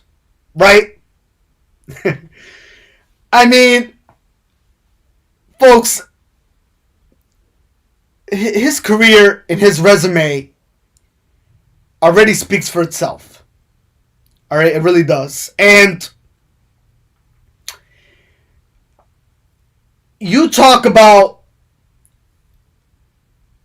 the Green Bay Packers and Aaron Rodgers, who's a two-time back-to-back most valuable player in achieving that award. Well deserved, by the way. All right, I do not take that away from him. I don't think anybody can take that away from him. with what Aaron Rodgers went through, with the whole COVID situation and with the whole COVID vaccine propaganda. Well, you know what? I'm not going to say propaganda because the facts were there. They were on the table. So, I mean, did they really make a propaganda out of it? Maybe you want to say that. But it was a true story, though. It was a true story nonetheless. So, I mean, the Aaron Rodgers, man, I'll tell you what.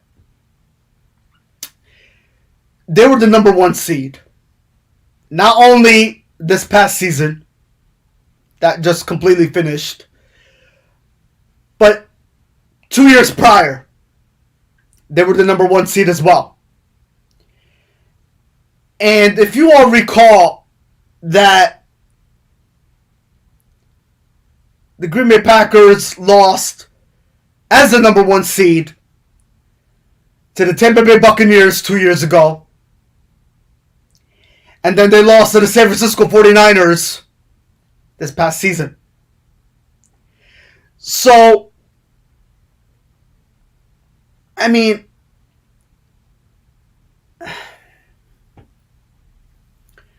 at this point, I really don't know. How the NFL is going to even go about with this whole Aaron Rodgers situation. I have no idea. I mean,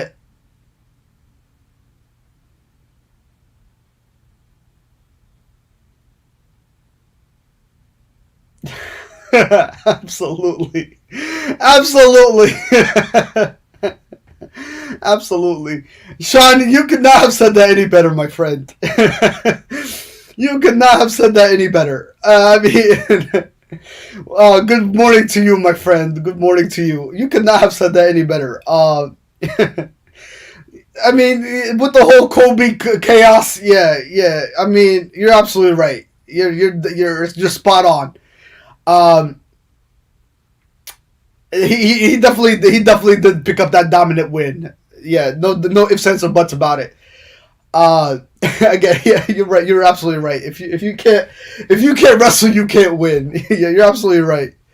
You're absolutely right. I mean, why even bother stepping the foot in the UFC cage against Colby Covington if you can't wrestle? Absolutely. I mean, but you, at the same time, you have to give your utmost respect to those professional athletes that actually do step into the cage, though, and they give their hard-fought battle, though. I mean, I think at one point during that UFC matchup last night, during that Saturday night event, there was this one dude during the UFC Saturday night event where warriors are absolute warriors. Yeah, absolutely. That's a good way to put it. The warriors are absolute warriors. They fight to the finish. That's what they're all about. This is what they get paid for. Sean, when it comes to the UFC, my friend, that's their perspective focal point of view here, is entertaining the crowd. That's how they get their money's worth. That's how they try to become a sold-out arena. When they step foot in that cage, whether you're going to be bleeding or not bleeding, or just having fun out there to make the most of it, at the same time, you have to know how to wrestle, and you have to know what you're doing, and you have to be prepared. I mean, it's all about the mindset, and it's all about the healthiness, and how you prepare your body for outcome in situations like this and circumstances. They say, and this goes to all the sports world, Sean. The night before a sporting event, you have to be mentally ready and prepared and focused. No matter who your opponent is. No matter who you're going up against. No matter if the odds are not in your total favor. So, Yeah, the way you put it, my friend, you put it in great analogy terms. So I give you that, my friend. I give you that. I'm not stealing your words either. So, but what you're saying, I had to point it out to all the audience that are tuning in to Worldwide Sport Updates, our podcast, our news. I mean, yeah, our podcast, but it's your news, your local community at the same time. So, great stuff there indeed, Sean. Great stuff to point that out. All right. But ladies and gentlemen, I want to go back to the Aaron Rodgers news. All right. So again, let's talk about Aaron Rodgers here. All right. Let's talk about this guy for a minute. So the question on Aaron Rodgers, folks, is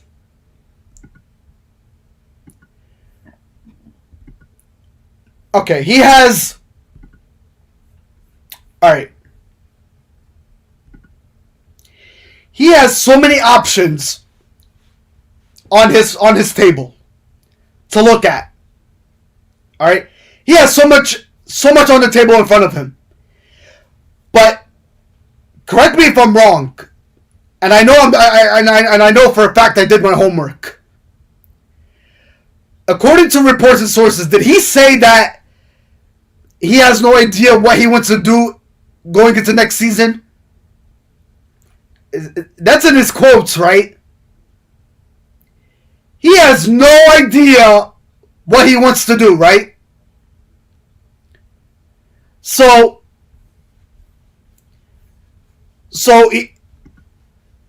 here's what Aaron Rodgers... This is his plan, okay? Is Aaron Rodgers going to stay with the Green Bay Packers? Is he going to play for the Denver Broncos? Is he going to play for the Tennessee Titans? Is he going to play for the Pittsburgh Steelers? Or is he going to decide to retire?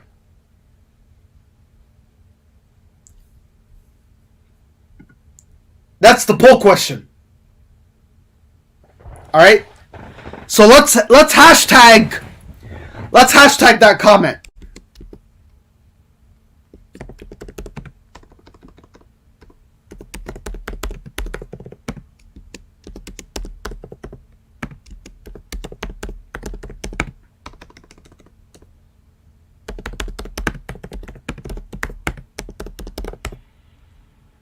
All right. Let's hashtag that comment, all right? Where will Aaron Rodgers play next season?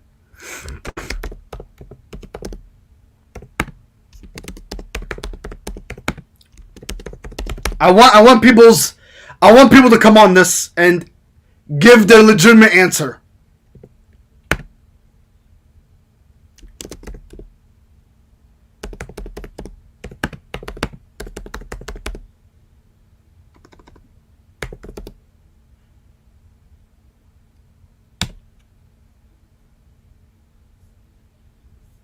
All right.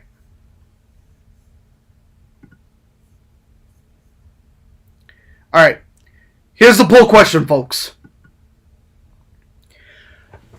Where will Aaron Rodgers play next season? Broncos, Packers, Titans, Steelers, or retire? Now, I will tell you one thing that is perfectly crystal clear, ladies and gentlemen. And I know I did my homework. I know for a fact I did. According to the Titans organization. Now, Aaron Rodgers bought a property out in Nashville, Tennessee. I know he did. I know I did my homework on that. Alright, he bought a property, right? Hopefully everybody that's tuning in and listening to this are on the same page with me. Aaron Rodgers did buy a property in Nashville, Tennessee, right? He bought a property, right?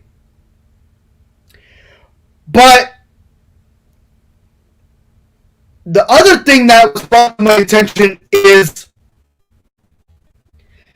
the Tennessee Titans. They want to do nothing with Aaron Rodgers. None whatsoever. They don't want to do nothing with Aaron Rodgers, folks. Nothing. So, with that being said, the Titans have made it perfectly loud and clear that they're going to stick with Ryan Tannehill as their starting quarterback going into next season. Okay? There's no ifs, ands, or buts about that. Ryan Tannehill will be your starting quarterback. Will be your starting quarterback going into next season. Alright? I know the Tennessee Titans have made that very, very loud and clear. To all the NFL fans out there, that they are not looking to pursue Aaron Rodgers at this time. So, pretty much you can scratch off the Tennessee Titans off that list. How about the Pittsburgh Steelers, folks? How about the Pittsburgh Steelers? Where are my Pittsburgh Steelers fans at? Huh? Where are my 7-time Super Bowl champions? Where are they at? Actually, 6-time Super Bowl champions. Where are my 6-time Super Bowl champions at?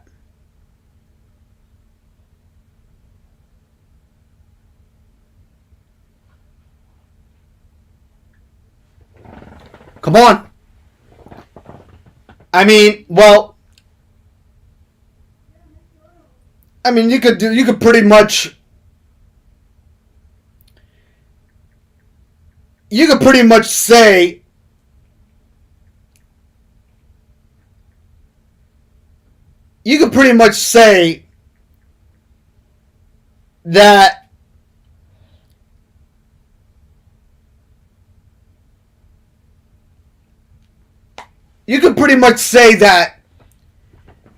if Aaron Rodgers comes to the city of Pittsburgh,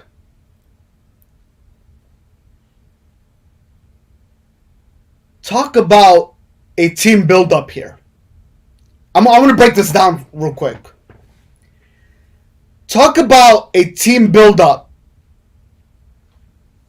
between Aaron Rodgers, Najee Harris, Mike Tomlin,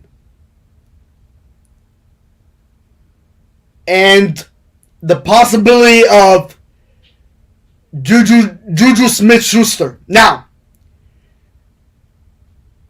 I don't know Juju Smith-Schuster's situation.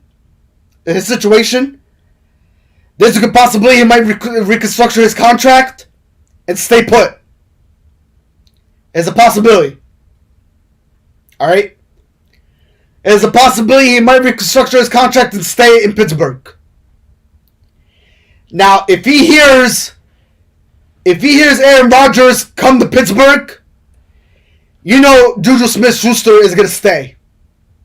Because who doesn't want Aaron Rodgers as their quarterback? Right or wrong? Right or wrong? So, a lot, ladies and gentlemen, could possibly play into this. A lot could possibly play into this. I mean, but can you see, ladies and gentlemen, the Pittsburgh Steelers winning their 7th Super Bowl with Aaron Rodgers,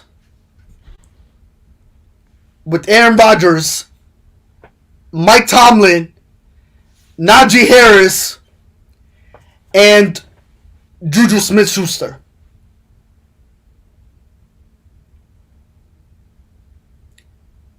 Can you see that team build up possibly occur?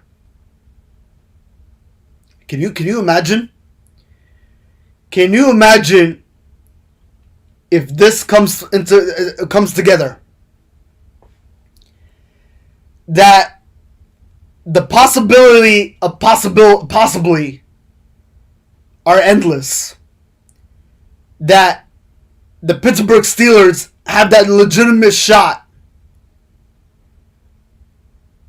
of possibly winning their 7th Super Bowl as a franchise organization.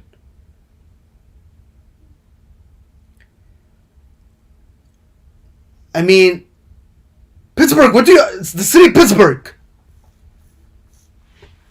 How do you feel about this? Sit down with me. Talk with me. Sit down with me.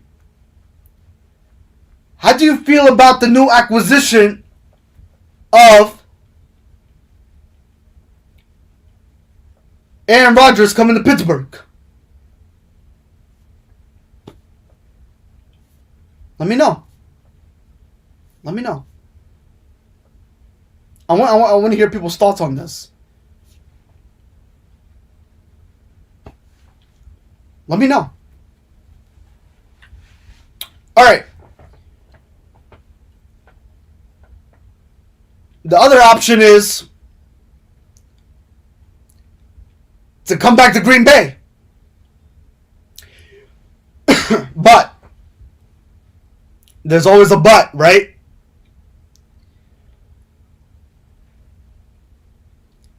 Will Aaron Rodgers come back to Green Bay if Davante Adams comes back? Of course he will. But if Davante Adams, again, as of right now, there has not been any reports on giving a new contract to Davante Adams. So Davante Adams, as of right now, is definitely locked to testing free agency, folks. Yeah. So, with that being said, is it possible that if, hypothetically, if Aaron Rodgers finds out that Davante Adams is playing for another football team, will Aaron Rodgers decide to retire?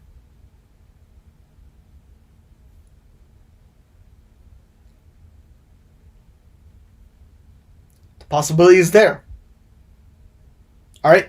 The option is for him to come back to Green Bay, but I think the only possible way he might come to Green Bay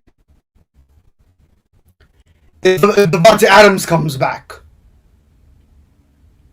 That's his offensive weapon there, folks. That's his offensive weapon on the wide receiver picture side. Davante Adams is his weapon, folks. Now, let's say hypothetically Davante Adams signs with the Denver Broncos.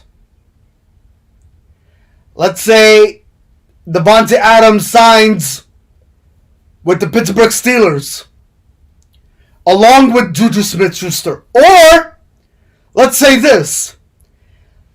Let's say that there is a trade value. Let's say the Green Bay Packers might do a swap. Let's say the Green Bay Packers might pick up Juju Smith-Schuster for Davante Adams. Alright? So, Davante Adams might get traded to the Pittsburgh Steelers. Oh my God. Won't Davante Adams love Mike Tomlin? Absolutely. Devontae Adams would definitely love Mike Tomlin. Oh my God. Not to mention the Steeler country would love Devontae Adams, for crying out loud. Folks, that could possibly happen. That could possibly happen. Devontae Adams and Juju Smith-Schuster are in talks of possibly getting traded. Okay? There might be a swap here. Now, if that happens, hypothetically, let's say that happens, Aaron Rodgers might go to Pittsburgh. He just might. Or he might go to the Denver Broncos. So the topic of Aaron Rodgers, folks, it is mind-blogging.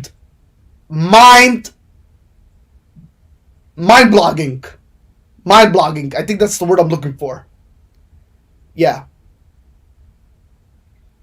Yeah. So it is interesting.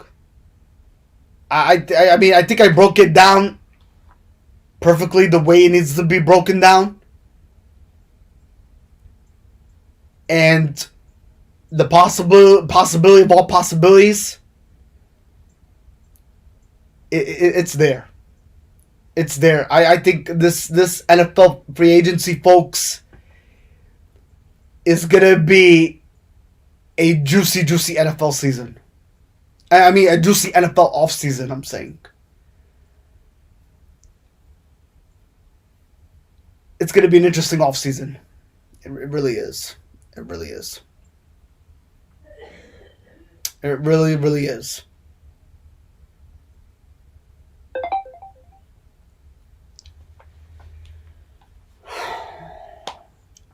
All right. Also, more NFL news to share with everybody. Reports are coming in that Russell Wilson, another quarterback here, of the Seattle Seahawks. So, the Washington Commanders, yeah, that's what they're called.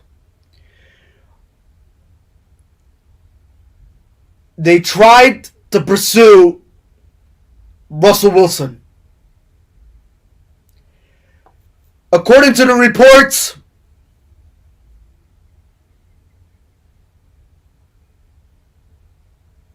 nothing. No.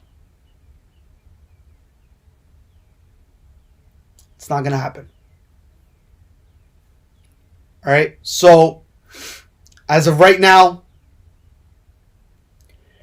the whole talk with Russell Wilson is that he wants to stay put.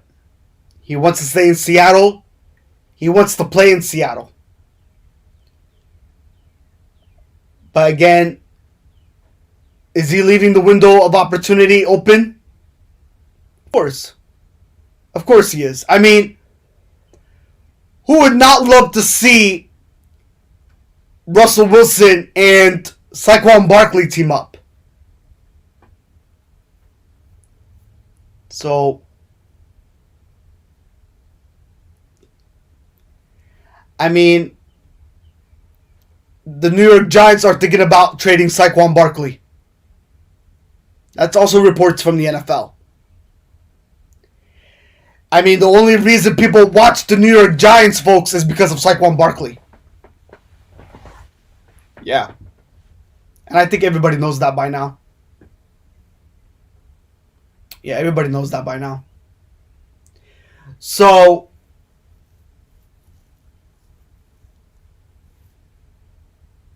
I mean, it's going to be an interesting offseason, I'll tell you, folks. It really is. So, again, we do not know anything about Carson Wentz's situation yet. Okay, we do not know. He's in that 50-50 bubble right now, too. I mean, the question, will he stay with the Indianapolis Colts? Will the Indianapolis Colts decide in pursuing a trade? Or will they release him? So, we shall see. We shall see. All right, ladies and gentlemen. Also reports is from the NFL. I believe Jesse Bates, folks. So I think according to reports and sources, this was brought to my attention yesterday.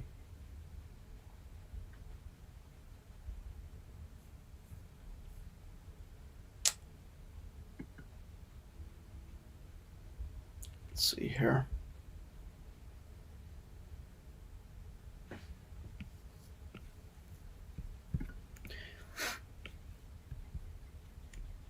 All right, so let's see.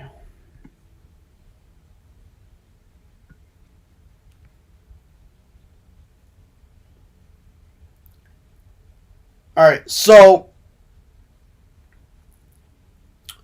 according to reports and sources, folks,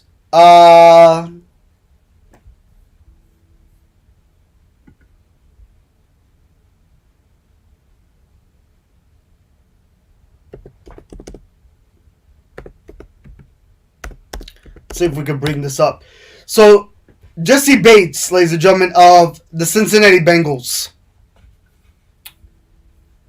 There was an article regarding Jesse Bates yesterday.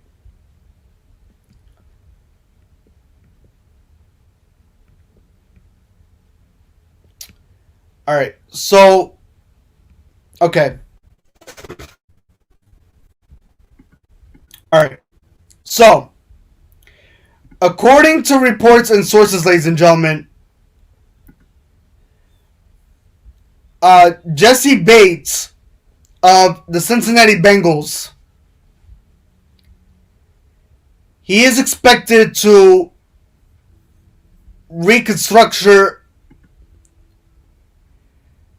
he's expected to franchise tag ahead of free agency. So, with that being said, Jesse Bates will not be testing free agency, and he will not hit the free agency market. Okay? So, most likely, Jesse Bates will stick around with the Cincinnati Bengals. Okay, so he will be franchise tagged, and he will stay put with the Cincinnati Bengals, according to reports and sources regarding Jesse Bates. All right.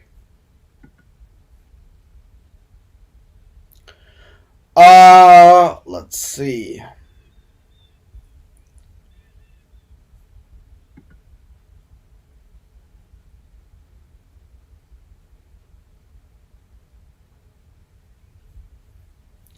All right.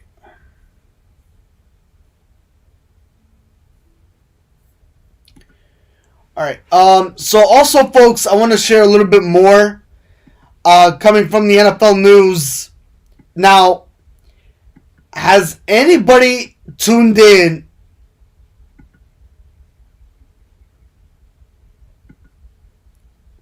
Okay. Has anybody tuned in to the 2022 NFL Combine? So, the Combine, folks, has been, and to be honest with you, it's been very interesting. It has been very, very interesting, folks. The NFL Combine has been very interesting. So, with that being said,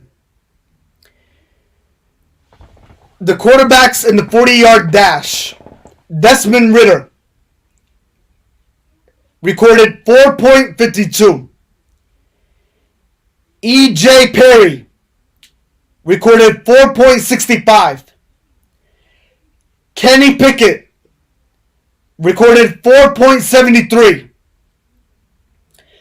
Dustin Crum recorded 4.75. Brock Purdy recorded 4.84 in the 2022 NFL Combine in the 40-yard dash. Here are the running backs. Pierre Strong with 437. Isaiah Pacheco with 437. Ty Chandler with 438. Kenny Walker with 400. Kenny Walker the third with 438 in the 40-yard dash. Also, Devontae Price with 438. Here are your wide receivers. Tyquan Thornton from the Baylor Bears with 428. Valise Jones, 431. Calvin Austin III with 432. Danny Gray with 433. And Bo Melton with 434.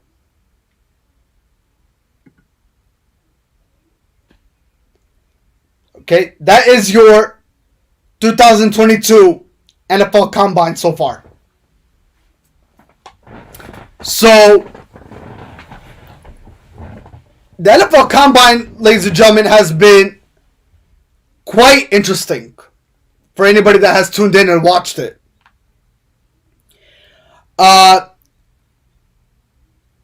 One person from the NFL Combine, I believe, made history yesterday. I think according to reports of my sources here. Alright, so let me see here, folks. Bear with me real quick. Let me see something. So,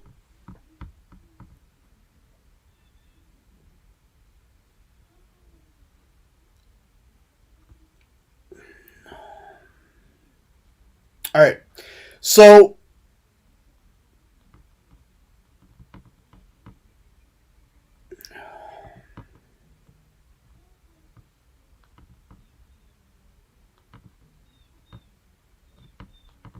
all right, let me see if I can pull this up. All right.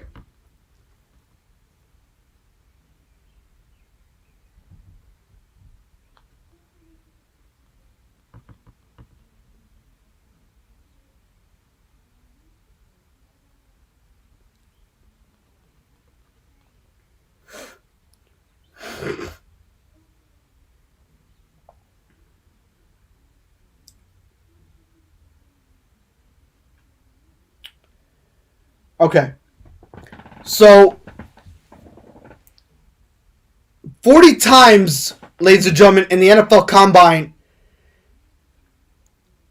out of the Georgia defense, Jordan Davis recorded at the NFL Combine 4.78 seconds. And then Devontae Watt recorded 477 seconds.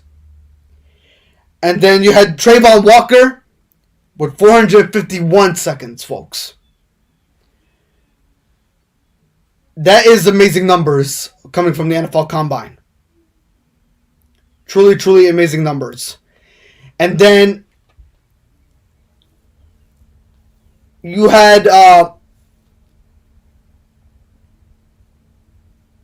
believe another person that made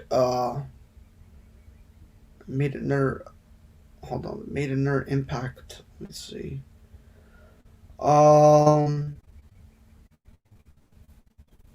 Let's see here. Somebody also recorded and made history in the NFL Combine as well. And I think it was very impressive because the social media was buzzing about it too. They were really buzzing about this guy, this professional athlete who put up some amazing numbers in the NFL Combine, and I think it was probably one of the history in the making in the NFL Combine. So I believe, yes, this is the guy that I'm talking about. Amare Bruno, folks. Amare Bruno. He ran the fastest official 40 for a defensive lineman, folks, in the NFL Combine since 2003. That's impressive. That is impressive. And then, folks, you talk about Georgia again, defensive tackle Jordan Davis, who weighs actually at 341 pounds, folks. Again, he ran for 478 seconds at the 40-yard dash. That is impressive. I think by far, ladies and gentlemen, at the NFL Combine, that was actually one of the shocking moments. Was the impressiveness out of Georgia defensive tackle Jordan Davis, folks. Where, again, he only weighs 341 pounds, folks. And for him to run with at 4.78 seconds, that's truly amazing. In my eyes, I think in everybody else's mind, in people's eyes, to witness that is truly impressive. It's truly impressive, yes. So, hats off to him, though. Definitely. To be honest with you, folks, I think that is one of the best direction and best ways to get scouts involved and to be noticeable. That's how you get yourself out there. That's how you make a name for yourself, folks. And that's what the NFL Scouting Combine is all about. Now, I've been hearing a lot of negativity about the NFL Scouting Combine. And what I mean by negativity is that a lot of people don't want it to happen anymore. But the reason why it happens, folks, is for college athletes to make a name for themselves and to truly see what they're all about and where they fit in a scheme of things when it comes to offense and defense perspective in the bigger picture. So it's definitely all about finding where they really rightfully are set in stone to be in that place, to be in that rightful spot that they deserve, and what type of athlete they are capable of accomplishing and achieving after the NFL draft when they do become that part of the team. And not to mention, folks, when it comes to the NFL Scouting Combine, it's also about the draft and where you land in the overall NFL draft, because the NFL draft is the importance of all importance, and we all know that. So that's where it really matters, folks, is the NFL draft. So that's why the NFL has a scouting combine to determine college athletes exactly how good they are to carry over to that professional level. So, will they have what it takes? We shall truly wait and see, right? But that's how you make a name for yourself, folks. That's how you make a name for yourself. And that's why, ladies and gentlemen, the scouting combine needs to continue where that tradition continues and where it left off. You know, a lot of people have been saying a lot of negativity stuff about the NFL scouting combine. But to be honest with you, it's more valuable in general, though.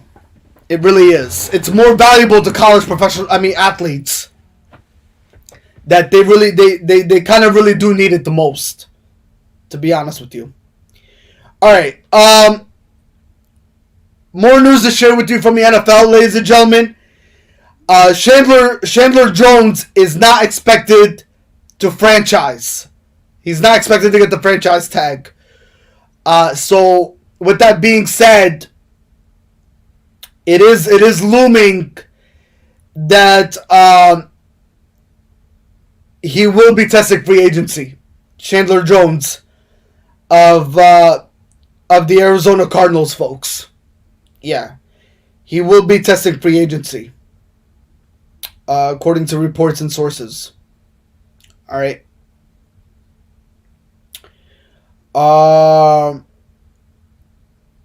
I think that is about it from the NFL. I believe so, unless I forgot something. Let me see.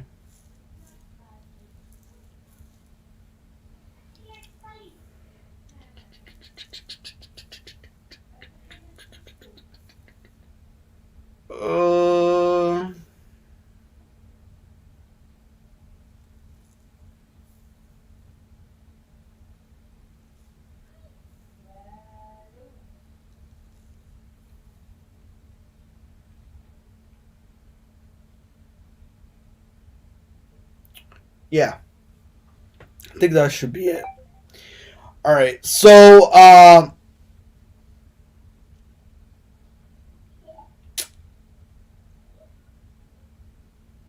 yeah, one more thing, folks, from the NFL. I'm sorry.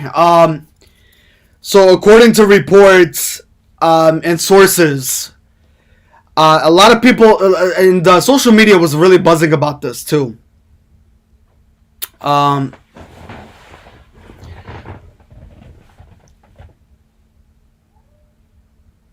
Social media was buzzing, ladies and gentlemen, according to the Los Angeles Chargers organization, that Mike Williams, ladies and gentlemen, he will not be going anywhere. All right? He will not be going anywhere. So the Chargers are not going to let Mike Williams go. They're gonna try to come up with a long-term contract solution to keep him around with the Los Angeles Chargers moving forward. Now, social media was buzzing, and it was going around that the Philadelphia Eagles were thinking about pursuing Mike Williams. They wanted to go after him. And many other teams that wanted to go after Mike Williams, because Mike Williams, ladies and gentlemen, is kind of one of the best slot wide receivers that you could think of. And he did pretty good. I mean, he was doing very well with Justin Herbert as the quarterback for the Los Angeles Chargers, folks. So, with that being said, I don't think the Chargers are going to let him go. I think he's going to stick around, and they're going to try to come up with a long-term contract solution for Mike Williams before free agency looms in the NFL. So we shall wait and see on that. I mean, look at the NFL free agency is a couple days away, isn't it? So, yeah, we're gonna we should wait and see how the Chargers are gonna be handling that that Mike Williams situation in a couple days. So I think the NFL free agency starts on March 13th, I believe. I believe so. So I think that's 2 days before the March Madness. So yeah, so things to look forward to are actually March 14th. I think it's March 14th. Yeah, it could be either March 13th or March 14th at the latest, but yeah.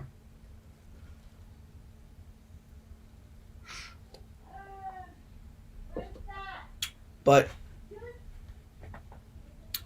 yeah. That is all we have for the NFL. Yeah, so let's move over to some NBA.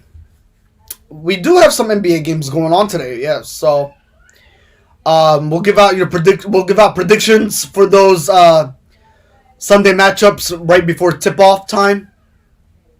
Yes, before tip-off goes into effect. All right, so yeah, we'll do that for you folks, nonetheless.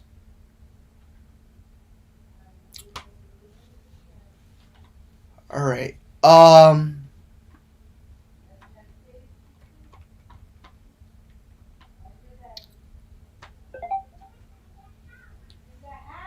right. So, with that being said,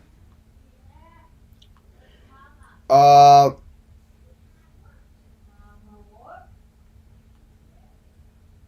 right. With that being said, folks, let's move over to some NBA. Oh, actually, you know what? Before we do move over to the NBA, I forgot to mention another NFL news. Brian Grease, ladies and gentlemen, is leaving Monday Night Football to become the 49ers quarterback coach. That was announced this past week as well. So Brian Grease, ladies and gentlemen, if anybody's familiar with Brian Grease, he used to be a part of the Monday Night Football crew. So he's leaving Monday Night Football, and he will be a quarterback's coach for the San Francisco 49ers as we speak.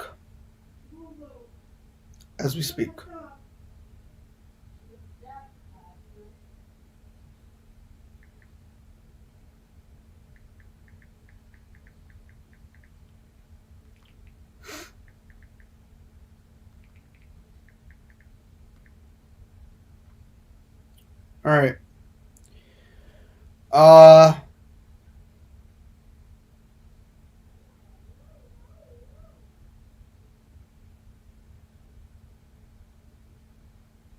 right. With that being said, folks, so Brian Grease, again, he'll be the new quarterback's coach for the San Francisco 49ers. All right. Let's move over to some NBA news, ladies and gentlemen.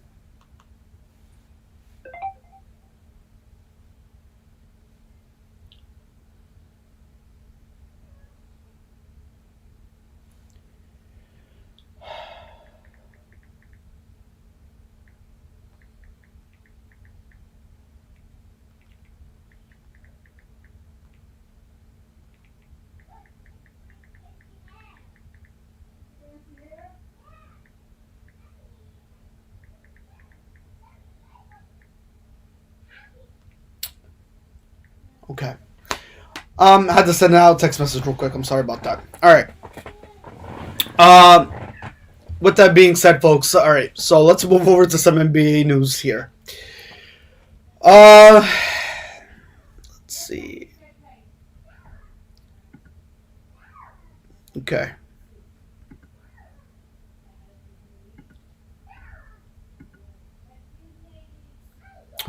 All right. Actually, folks, let's do this. Folks, let's do this. We're gonna take a commercial break. We'll be right back. Okay, it'll be brief. We'll be right back. All right. At the meantime, enjoy some music and we'll be right back after this brief commercial break. All right, we'll be right back.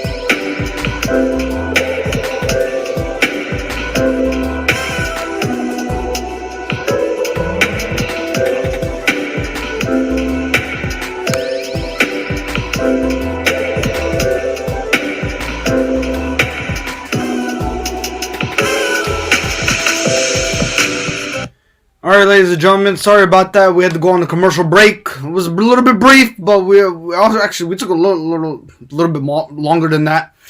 We had to take care of something, so I'm sorry about that. So thank you guys for bearing with us. But we're back, and we're gonna finish our sports delivering news here. So we just covered the NFL. We covered the Lehigh Valley Flight Nation, their debut at the Allentown, Pennsylvania. And also we covered UFC, we covered WWE, Major League Soccer, we covered WNBA news, again we covered the NFL, and we covered Major League Baseball, if I mentioned that. So we're in good shape here. We're going to talk about NBA, and then we'll wrap it up, ladies and gentlemen, with your college basketball Saturday, huh? How's that sound? All right. First and foremost, folks, let's start off with NBA Saturday. Your matchups for your Saturday. First and foremost, ladies and gentlemen, here are your winners for your Saturday. The Dallas Mavericks, ladies and gentlemen, they continue to be the hottest team, I think, in NBA right now.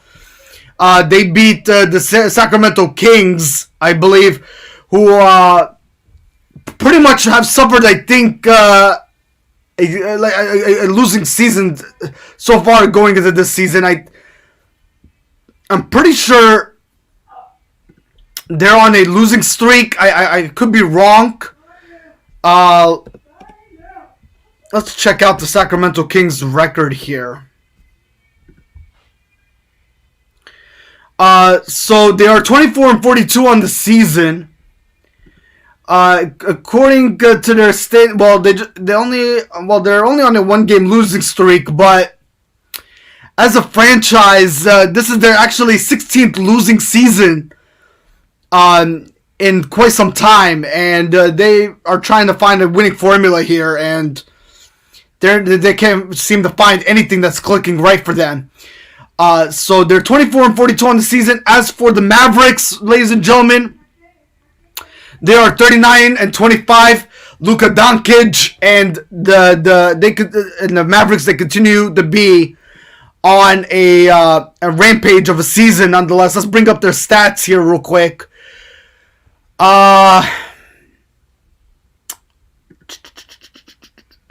So for the Mavericks, yes, Reggie Bullock, your forward position.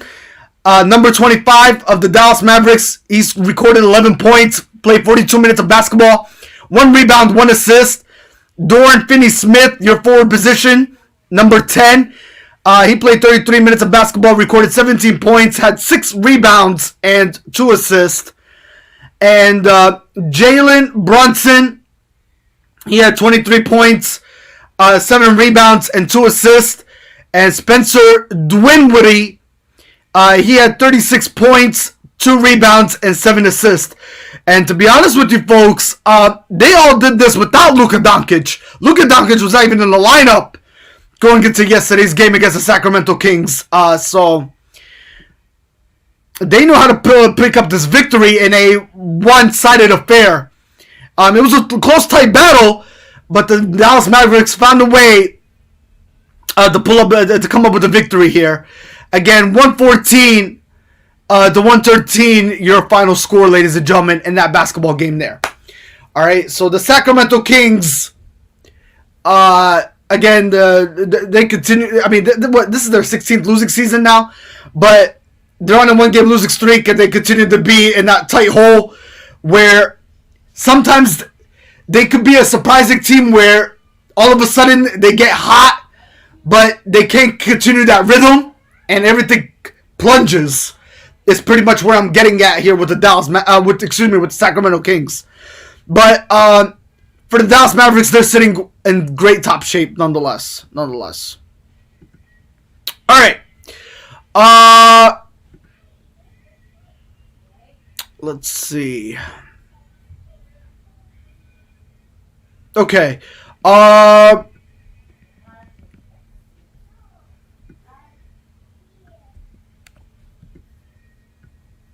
All right, let's see. I think hold on, let me refresh this page, folks. I'm sorry about that.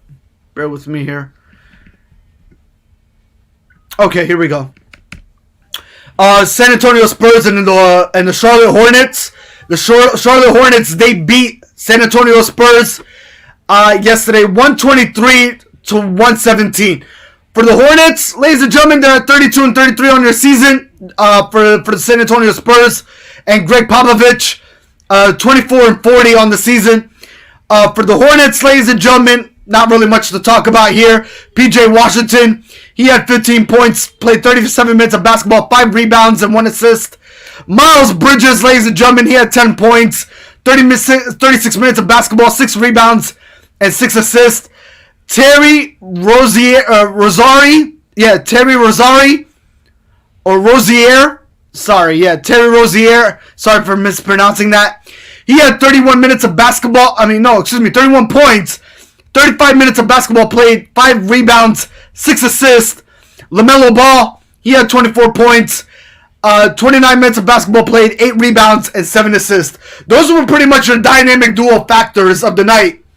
Was Terry Rozier and LaMelo Ball. Again, dominating fashion here in defeating the San Antonio Spurs and Greg Popovich. Again, final score there was 120-117. Your final in that NBA matchup for your Saturday. Alright. Trailblazers against the Minnesota Timberwolves. Minnesota Timberwolves, they beat the Portland Trailblazers, I believe, without Damian Lillard. Yes, without Damian Lillard, of course. 135-121, your final score. For the Minnesota Timberwolves, they're 36-29 on the season. For the Portland Trailblazers, they continue to fall, where they continue to make Damian Lillard not even want to come back at all, and he just wants to rehab and prepare for next season. The Portland Trailblazers are at 25-38 on the season. For the Minnesota Timberwolves and Karl Anthony Towns, they continue to be where they need to be and fighting for a playoff position, and not to mention to avoid that the play-in tournament. Nonetheless, now, ladies and gentlemen, a lot of people have. By the way, they're 35-29 on the season. Now, to keep everybody up to date and to keep everybody on current events here, how does the play-in tournament? How does it play? What is it all about? The play-in, ladies and gentlemen, it's for anybody that's in the top 10. For anybody that's in the top 10, they are considered to become in the play-in tournament, in the NBA play-in tournament. Alright?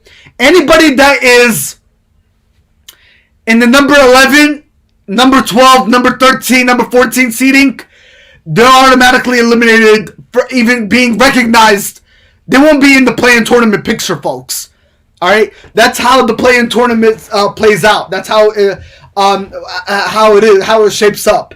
Just like last year, folks, only the top 10 teams are considered in the play-in tournament. You will have the top 10, the number, actually, excuse me, the top 10, of course. But you'll have the number 10 seed, the number 9 seed, the number 8 seed, the number 7 seed. I think anything below the number 7, they're automatically in the playoffs. So you're talking about the number 6 seed, the number 5th seed, the number 4th seed, the number 3 seed, the number 2 seed, the number 1 seed. From 1 through 6, those teams are locked, ladies and gentlemen. Yes, they are locked. Anything from 7, 8, and 9, and 10, they have to fight before they even get into the playoffs. So they have to be in the play-in tournament to get into the playoffs. Now, I believe the number 10 seed, correct me if I'm wrong. I could be. But I'm hoping I'm right at the same time. But if they lose, the number 10 seed team in the play-in tournament, if they lose, they're automatically eliminated. Okay, I believe so.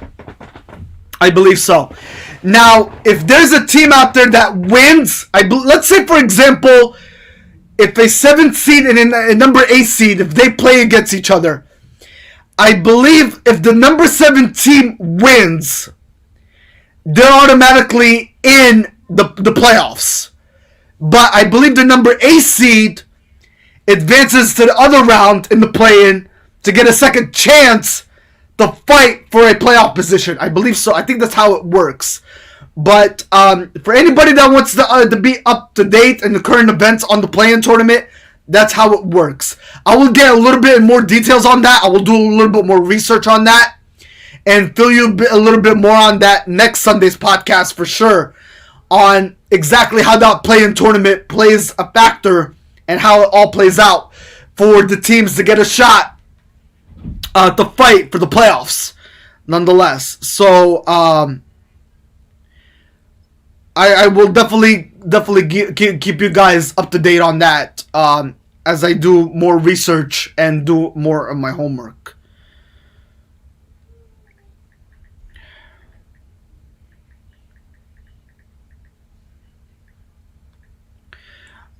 So yeah, I will definitely keep you guys up to date a little bit more on that as I get more details on it for sure. But I think that's how it works. I could be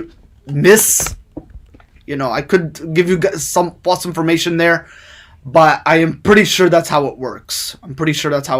But I'll give you more details about it next Sunday's podcast for sure. All right. With that being said, folks, again, final score between the Minnesota Timberwolves and the Portland Trailblazers, 135-121, your final. All right, the Orlando Magic against the Memphis Grizzlies, ladies and gentlemen. I want to say something here. I definitely want to say something here about John Morant. Ladies and gentlemen, John Morant, as of late, has been on a horrific season. His performance speaks volumes, folks. John Morant is one of the incredible players in the NBA professional basketball today. I mean, did anybody witness a couple days ago where John Morant dunked and posted 50 points against the San Antonio Spurs, ladies and gentlemen? That was his career high against the San Antonio Spurs, ladies and gentlemen. Yeah, putting up, 52 overall total points against the San Antonio Spurs and dunking on the Spurs. Not to mention, he made that incredible three-pointer at halftime. It was a buzzer beater. Ladies and gentlemen, I don't know how John Morant does it, folks. I really don't. But let's talk about his stats against the Orlando Magic.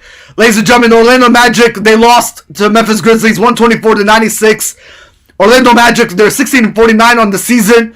For the Memphis Grizzlies, man, this team is, I'll tell you what, this team is going to be a surprising team come playoff time. I'll tell you what, they are just an incredible team nonetheless. I cannot say what needs to be said by the Memphis Grizzlies that has not already been said. This could be a surprising team. I think they could definitely make a potential run in the playoffs, and they could be a very dangerous team where they're going to be raising a lot of people's eyebrows. If not, maybe make a deep run at this. But here are the stats for the Memphis Grizzlies, ladies and gentlemen. Jaren Jackson Jr. posted 13 points. He played 25 minutes of basketball. He had 3 rebounds, 0 assists. John Morant, 25 points, man. Your dynamic duos here on the court. Desmond Bane, ladies and gentlemen, he recorded 24 points, 24 minutes of basketball played, 6 rebounds and 2 assists. And John Morant played 28 minutes of basketball, ladies and gentlemen. 4 rebounds, 7 assists, and 25 points. Those dynamic duos right there, John Morant and Desmond Bane. Ladies and gentlemen, incredible performance nonetheless. Incredible performance. And then you have Brandon Clark with 11 points overall posted against Orlando Magic. And then you have Tyce Jones, who recorded 14 points against Orlando Magic. Man, great dynamic performance by John Morant and Desmond Bane, folks. Those are your hottest teams, your compadres right now. Your dynamic duos on the court when it matters the most, both offense and defense. And John Morant does it all, man.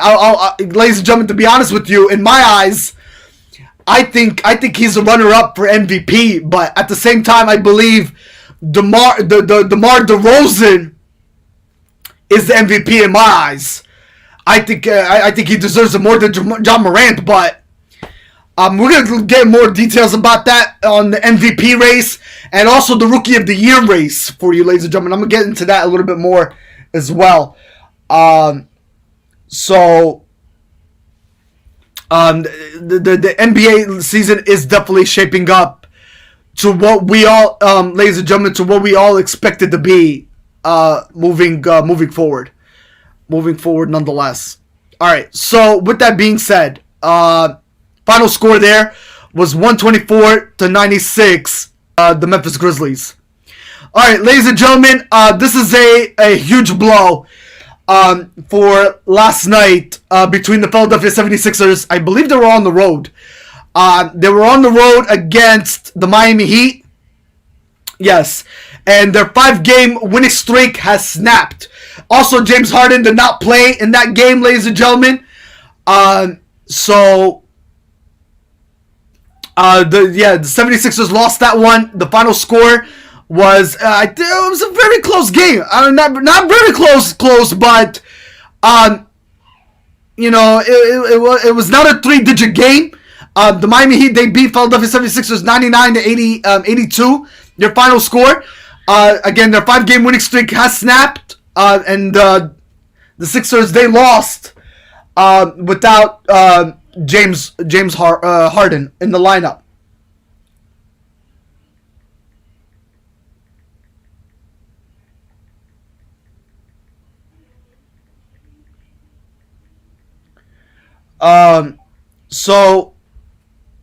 With that being said, folks, 99-82 was your final, folks. Again, the Miami Heat, they continue to be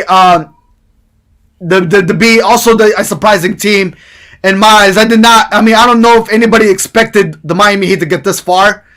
Not to mention, I think this is kind of like a huge turnaround for them on exactly how they're really improving as a team and how they're coming as a unit, nonetheless. I believe, folks, the chemistry for the Miami Heat is peaking at the right time, especially along with Eric Spoelstra as the head coach of the Miami Heat. I mean, he's been there, he's done it all, he's seen it all. I think everything is right where it needs to be for the Miami Heat. Their record right now is sitting at 43-22 in the season. As for the Philadelphia 76ers, they're 39-24 going into the season so far with not many games left.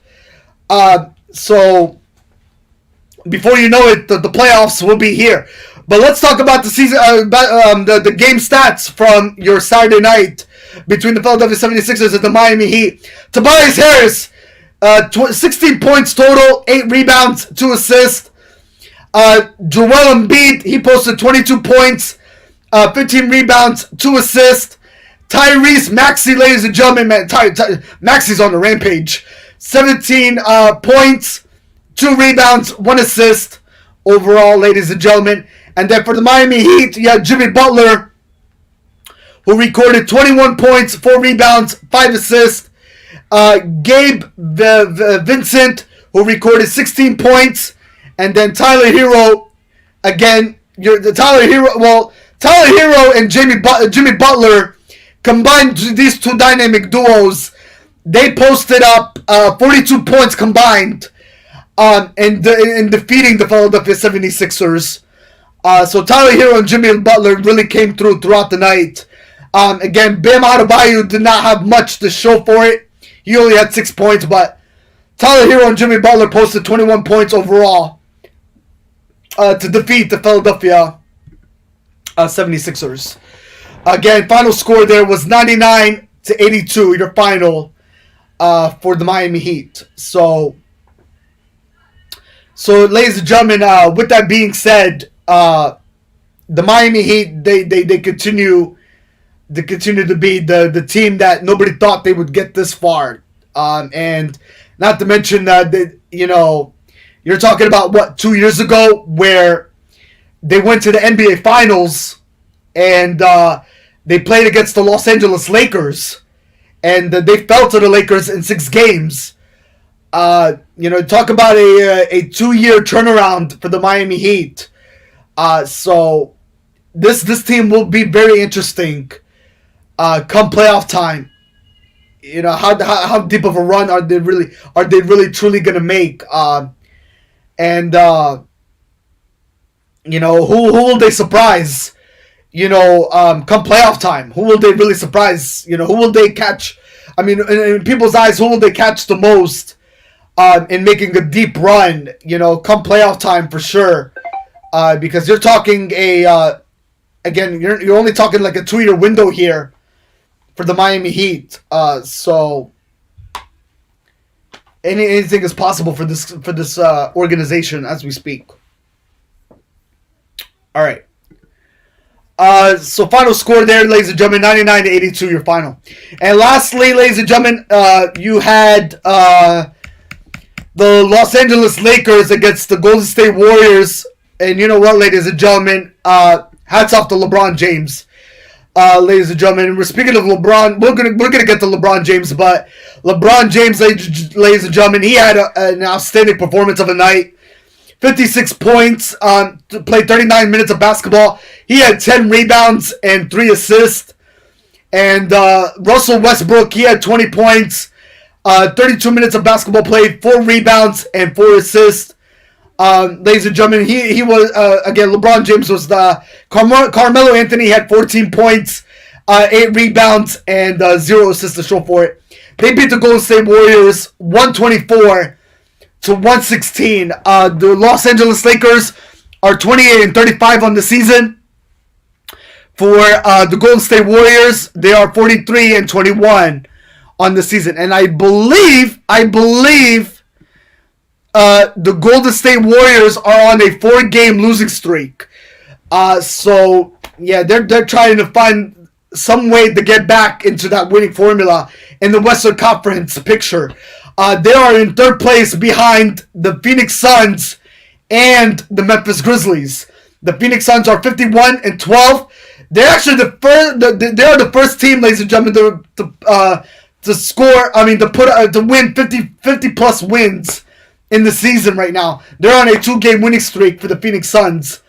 The Memphis Grizzlies are on a 1-game winning streak. So the Golden State Warriors are in 3rd place behind the Grizzlies and the Phoenix Suns.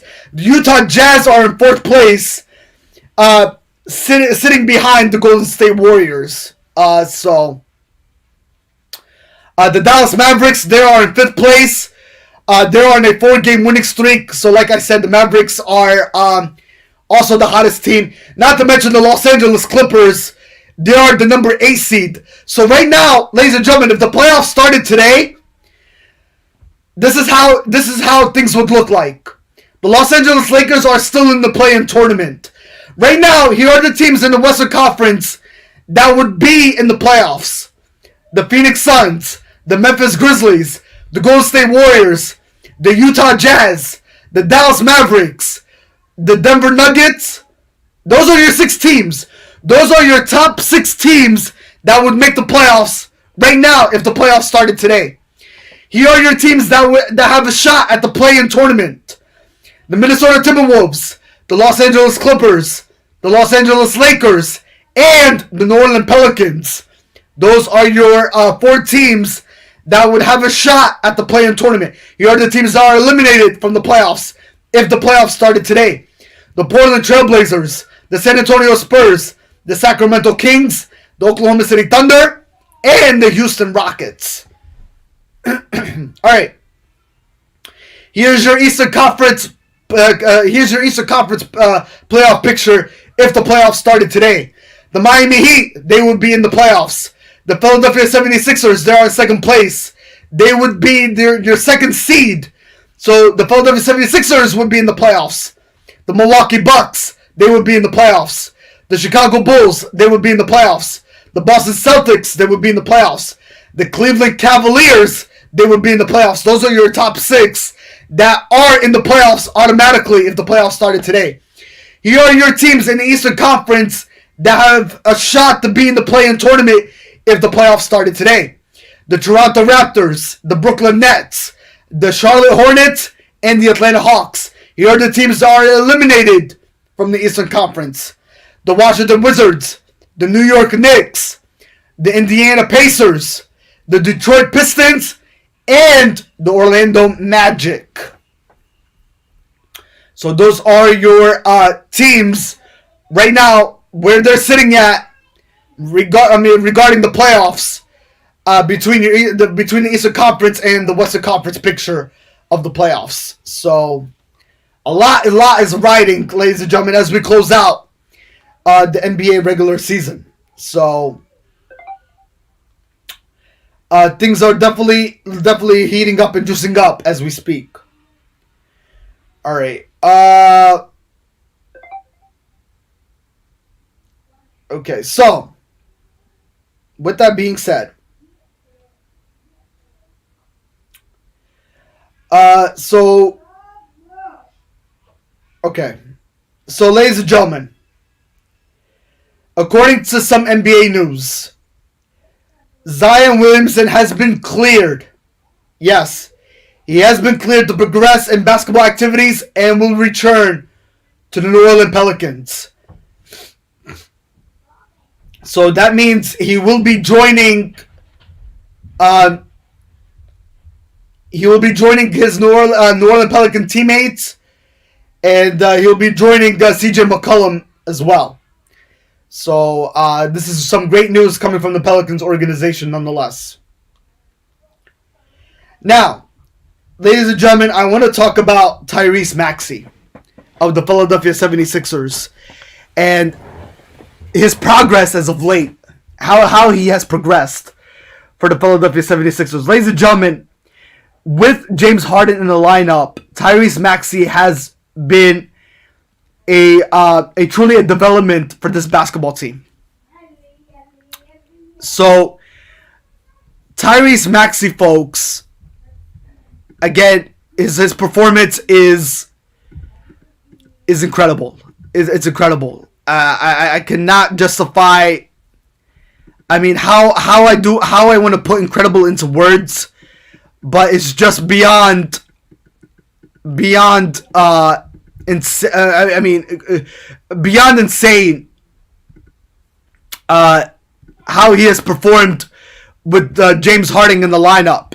So Tyrese Maxey, ladies and gentlemen, in the last 4 games, Tyrese Maxey has recorded 28 points, 4 steals, 2 assists. Also, he recorded 21 points, 7 rebounds, and 3 assists. He's also 12 for 16 from field goal percentage, 8 for 14 from the field goal percentage, 7 for 12 from the field goal percentage, and 10 for 15 from the field goal percentage. He also recorded 25 points, 4 rebounds, 3 assists, and then he had 33 points, 5 assists, and 3 rebounds. Tyrese Maxey, ladies and gentlemen, in the last 4 games with James Harden in the lineup, and that incredible winning streak that they had when James Harden was on the active starting lineup, has just been incredibly great performance nonetheless. Tyrese Maxey has just been playing lights out basketball, folks. And he has been putting incredible numbers nonetheless. The guy is truly amazing nonetheless. Now, ladies and gentlemen, I want to talk about something else in perspective of the NBA. I want to talk about your MVP race and also your Rookie of the Year potential, your potential candidates. As far as the NBA is concerned. So, but before we get into that, I want to talk about your leading point scorers for the 2021-2022 season. So far, ladies and gentlemen, Joel Embiid is your leading point scorer with 29.6 going into the season. Giannis Antetokounmpo with 29.4 going into the season. LeBron James with 28.8 going into the season. And finally, ladies and gentlemen, DeMar DeRozan with 28.1 going into the season so far.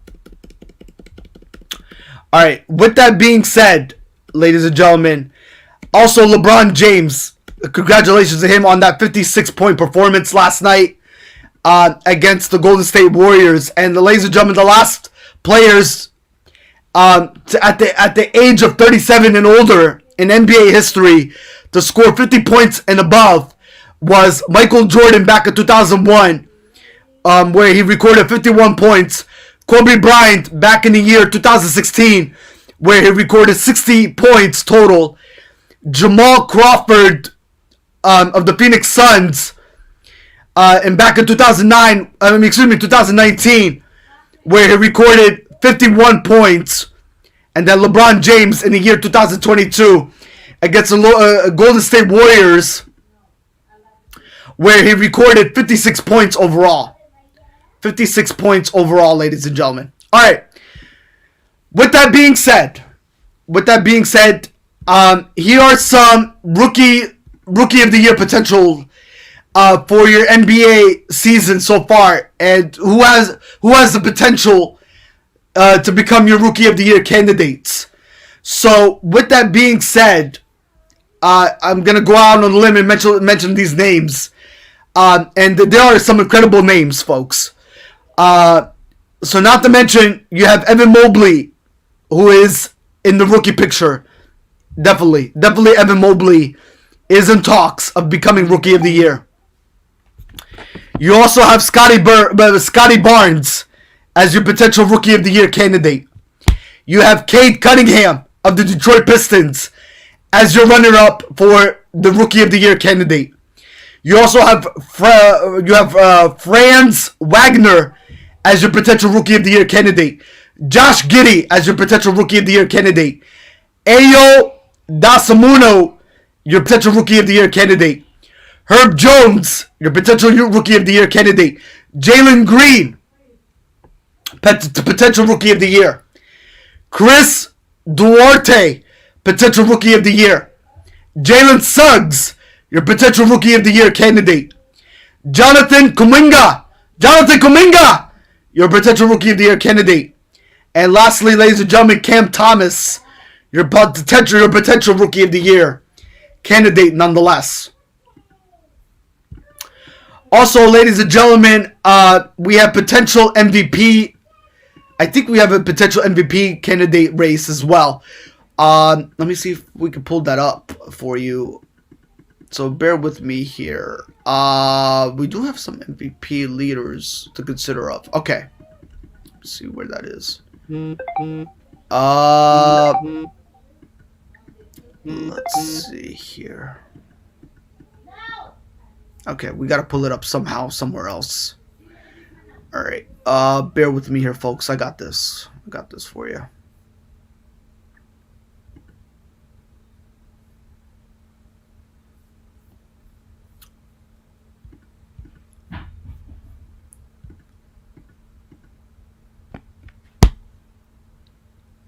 Alright. Ladies and gentlemen, here is your MVP race. To consider potential candidates. In my eyes,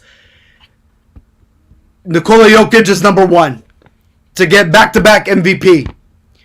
Joel Embiid, your MVP race potential. Giannis Antetokounmpo, DeMar DeRozan, John Morant, Luka Doncic, Devin Booker, Stephen Curry, Chris Paul, and lastly, ladies and gentlemen, Donovan Mitchell. Those are your potential MVP candidates that have a potential to be MVP once the season is all said and done. So there is a lot of buzzing going around, a lot of targets going around to potentially who's going to be your MVP after the NBA season is officially over, said and done with. So things that definitely are getting juiced up, like I mentioned, in the NBA.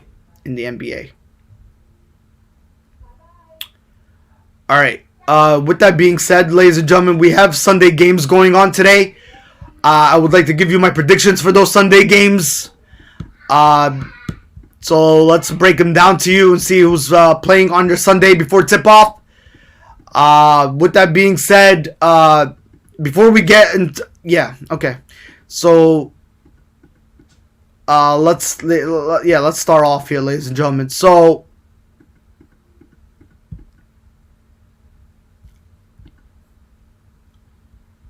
Okay.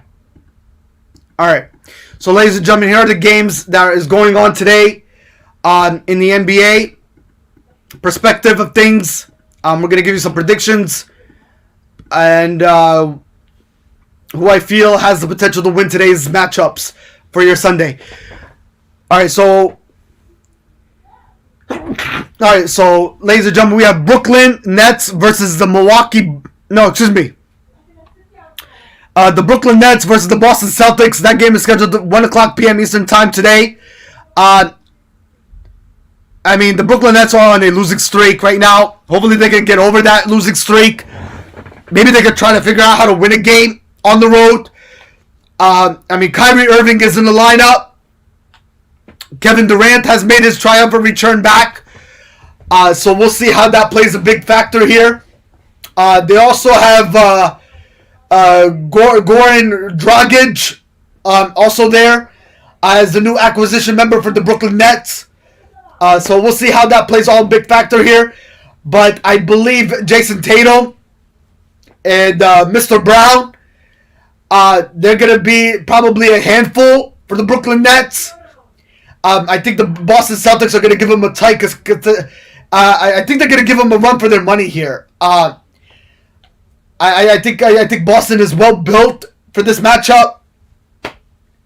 Not to mention you talk about home field advantage and the home crowd being on their side. So with that being said, I like the Boston Celtics going into today's matchup against the Brooklyn Nets. All right. Also, you have the Phoenix Suns against the Milwaukee Bucks. This is a rematch of the NBA Finals from last year's championship run. So you got the Phoenix Suns versus the Milwaukee Bucks. I like the Phoenix Suns on the road against the Milwaukee Bucks. Where the Phoenix Suns are sitting at right now, they're on a 2-game winning streak. And they're doing a very good job without Chris Paul in the starting lineup. That game is scheduled for 3:30 p.m. Eastern Time. I think the Phoenix Suns could edge a win and get this victory against the Milwaukee Bucks and slow down Giannis Antetokounmpo. Alright, you got the Indiana Pacers against the Washington Wizards. This one could go any way. This could go either way, either side. But I like the Washington Wizards. That game is scheduled for 6 o'clock p.m. Eastern Time tonight. You got the Memphis Grizzlies, ladies and gentlemen, against the Houston Rockets. The Grizzlies got that one. They got that game locked. That game is scheduled for 7 p.m. Eastern Time tonight. You got the Utah Jazz against Oklahoma City Thunder. The Utah Jazz have that game as the upper hand. That game is scheduled for 7 o'clock p.m. Eastern Time tonight. You got the Toronto Raptors against the Cleveland Cavaliers. I like the Cleveland Cavaliers going into this one. That game is scheduled for 7:30 p.m. Eastern Time tonight. The New Orleans Pelicans against the Denver Nuggets. I like the Nuggets in this one. That game is scheduled for 8 o'clock p.m. Eastern Time tonight. And finally, ladies and gentlemen, you got the New York Knicks against the 5-game winning streak of the Los Angeles Clippers. Yes, you heard that right, folks. They're on a 5-game winning streak. And not to mention, Paul George might be making his triumphant return for the Los Angeles Clippers. That game is scheduled for 10 o'clock. That'll be a late game. I do like the Clippers going into this matchup against the New York Knicks. So, with that being said, those are your Sunday matchups before tip-off time. And enjoy those games nonetheless. Alright. I think we should be good.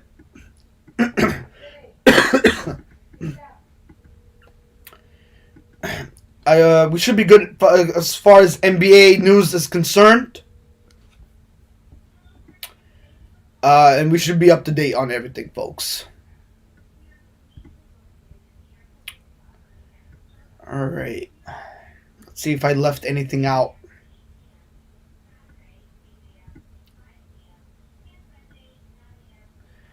Alright, I don't think I left anything out. I think we should be good.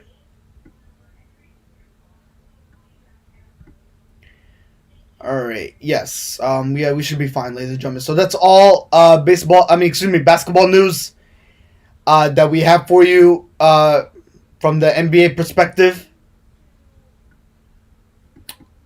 So yeah, that's pretty much it, folks.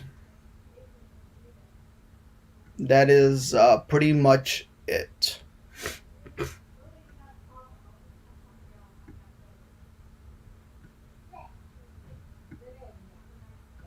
All right. Let's see here. Hold on a sec. Okay, yeah, we good. All right.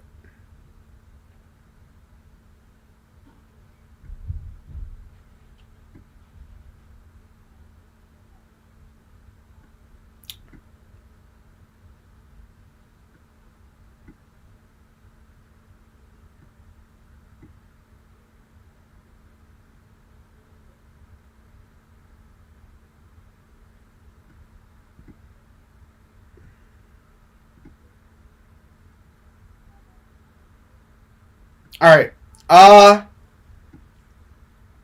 Yeah, we should be good, folks. All right. So that's all of your NBA news, ladies and gentlemen. So let's talk about college basketball, huh? College basketball for your Saturday, ladies and gentlemen, was truly interesting. Truly interesting, I would say.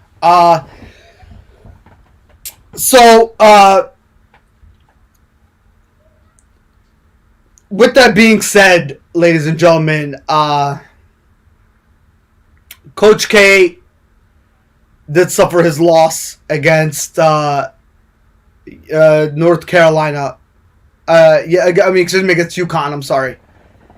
But ladies and gentlemen, you have to give out the utmost respect to the greatest GOAT of all time in Coach K. Ladies and gentlemen, Coach K, in his coaching career, has led Duke University, the Duke Blue Devils, to 1,196 Division I victories. The most in men's college basketball history, folks. Awesome stuff by Coach K. Awesome stuff. In his final home game, he did not like the way it turned out. I think that was kind of a disappointment loss for him against UConn. UConn definitely, they came to play and they were ready. Ladies and gentlemen, you got to give recognition where it's due.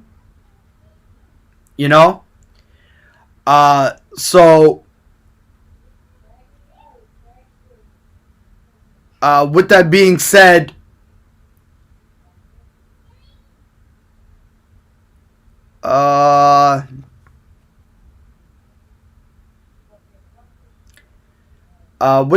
said, folks, they also, going into that game,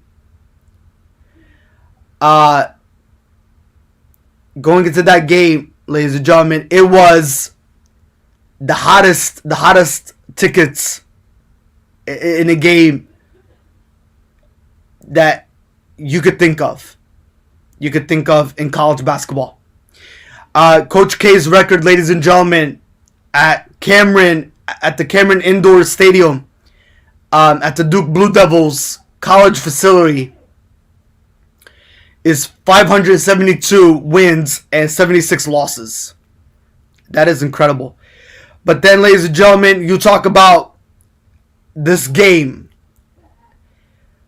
where it had Super Bowl ticket atmosphere like. It was one of the hottest tickets of all to go watch Coach K in his final home game against UConn. I mean, ladies and gentlemen, here are the previous hottest men's basketball tickets since 2010. Going back to March 15 of 2016, March 5th of 2016, it was UConn, ladies and gentlemen, versus Duke, where it posted 1,306 tickets sold. Or, well, distributed. Let's put it that way. Distributed. And then you had UConn versus Duke dating back to February 18, 2015, where they posted 1,334. They recorded 1,334. And then UConn against Duke back on March 8, 2014. The tickets purchased was 1,349. And then UConn versus Duke on February 20, 2019, 3 years ago, it was 2,408 purchased tickets sold. And now, ladies and gentlemen, on March 5th of 2022, UConn versus Duke, it was 5,073 basketball tickets sold and purchased for this game on Coach K's final season, regular season run before retirement. Truly amazing nonetheless. Truly amazing nonetheless. And then also, ladies and gentlemen, more news I want to share with everybody in the college basketball perspective. Congratulations to your regular season winners, the Kansas Jayhawks, I believe. Yeah, they are your regular season champs. Also, your Baylor Bears are your back-to-back regular season champs. They also clinched. And also, Maury State, they are in the college basketball playoffs. And they clinched as well. So that's pretty much how the men's college basketball picture looks. So with that being said, we are going to talk about scores and break down all the scores from your college basketball Saturday. Alright, so we're going to definitely talk about that for you on what transpired on college basketball Saturday, ladies and gentlemen. Again, Coach K, ladies and gentlemen, he had a heck of a career. And we cannot say anything else than to the greatest coach of all time. You really hate to see it come to an end.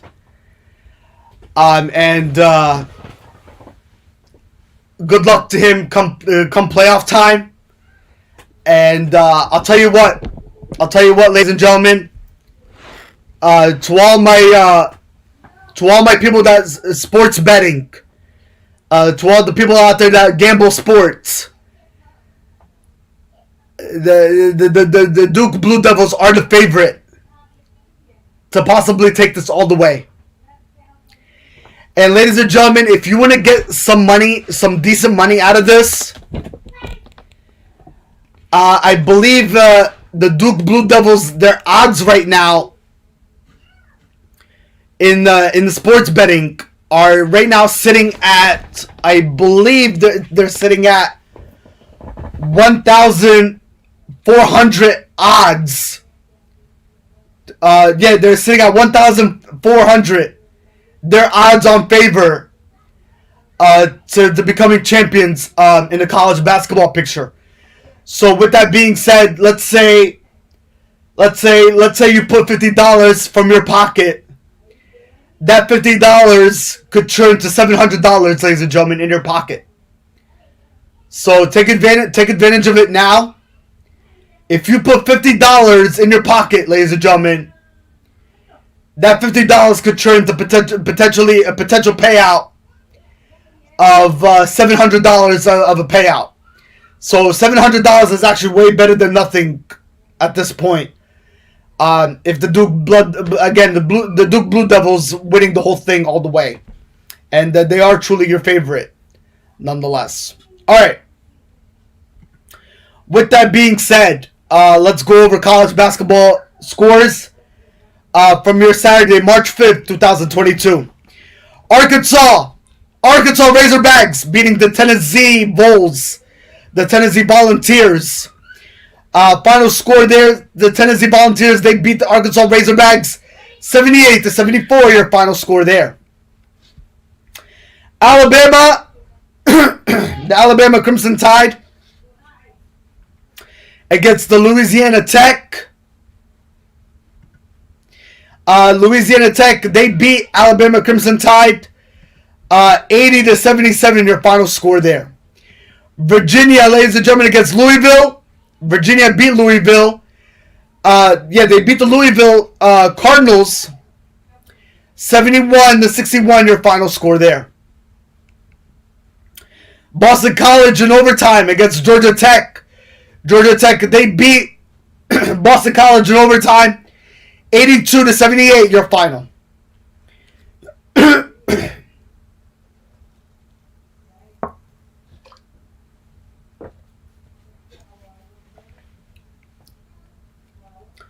The Villanova Wildcats against Butler.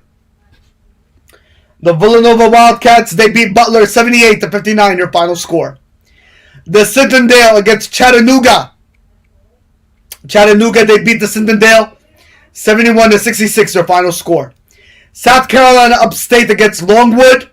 Longwood, they beat South Carolina Upstate 79-70, your final score there. UL Lafayette against Texas State. UL Lafayette, they beat Texas State 79-72, your final score there. Davidson at Dayton. Davidson, they beat Dayton. Actually, no. Dayton beat Davidson 82-76, your final. Miami, Florida. The Miami Hurricanes against Syracuse Orange. The Miami Hurricanes, they beat Syracuse Orange 75-72, your final there. And ladies and gentlemen, speaking of the Miami Hurricanes, they finished 22-9, 14-6 in the ACC conference. But they're 22-9 in the ACC standings. So, congratulations to the Miami Hurricanes on an outstanding season, nonetheless. South Carolina against the Auburn Tigers. The South Carolina Gamecocks against the Auburn Tigers. Auburn Tigers, they beat the Gamecocks 82-71, your final. The Quinnipiac at Iowa. The Iowa, they beat Quinnipiac 79-61, your final. Fairfield at St. Peter's. Fairfield, they lost to St. Peter's 57-41, your final score there.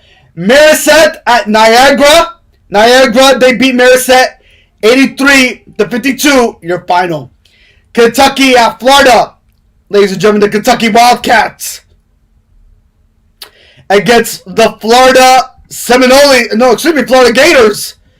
The Kentucky Wildcats, they beat the Florida Gators 71-63. Your final score there. The George Washington against Fordham. Fordham, they beat George Washington 70-66. Your final. Virginia Tech at Clemson Tigers. Clemson, they beat Virginia Tech 63-59. Your final. LaSalle at the Saccone.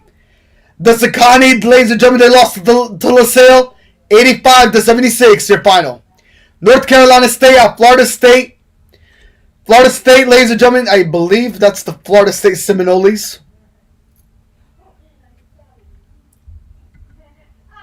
Yes. Florida State Seminoles, they beat North Carolina State 89-76, your final. Texas Christian at West Virginia. West Virginia, they beat Texas Christian 70-64, your final score there. Florida International against Florida Atlantic. Florida Atlantic, ladies and gentlemen, they beat Florida International 84-76, your final. Dartmouth at Hartford. Hartford, ladies and gentlemen, they lost to Dartmouth 76-54, your final. So Dartmouth, they beat Hartford 76-54, your final score there. Indiana against Purdue. Man, this was a tight. This one, ladies and gentlemen, was a tight contested battle here between Purdue and Indiana.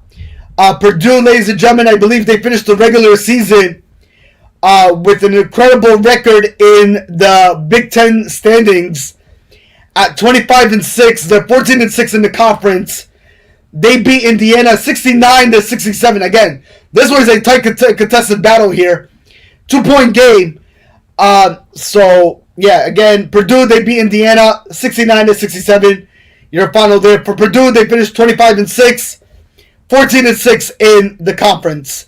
Well, as far as Indiana is concerned, well, this is a conference game. Indiana, they finished 18-12. They're 9-11 in the conference. So for Purdue Boilermakers, again, they finished the record great. So awesome job by Purdue Boilermakers nonetheless. All right. Middle Tennessee at Old Dominion. Old Dominion, ladies and gentlemen, they beat Middle Tennessee 68-64, your final. Gardner-Webb against Winthrop. Winthrop, ladies and gentlemen, they beat Gardner-Webb 76-67, your final there. VMI against Wofford. Wofford, ladies and gentlemen, they beat VMI 68-66. Again, 2-point game there. That's your final score there, ladies and gentlemen. Again, Wofford beating VMI. St. Hall against Creighton. Ladies and gentlemen, St. Hall, they beat Creighton 65-60, your final. Pittsburgh against the Notre Dame Fighting Irish. The Notre Dame Fighting Irish, they beat Pittsburgh Panthers 78-54, your final. Rhode Island against St. Joseph's. St. Joseph's, ladies and gentlemen, they beat, I believe this is St. Joseph Bonaventure. I believe so. This was a 10-point game. St. Joseph Hawks, I'm sorry. St. Joseph Hawks against Rhode Island, the URI. 10-point game there. 70-60, your final. Texas Tech against Oklahoma State Cowboys. The Texas Tech. This was a 1-point game, ladies and gentlemen. This was a tight 1-point game here. The Oklahoma State Cowboys, they beat them 52-51, your final score there against the Texas Tech Red Raiders. The Texas Tech Red Raiders, they finished the season with 23-8, 12-6 in the conference. For the Oklahoma State Cowboys, they finished 15-15, 8-10 in the conference. East Carolina against Wichita State.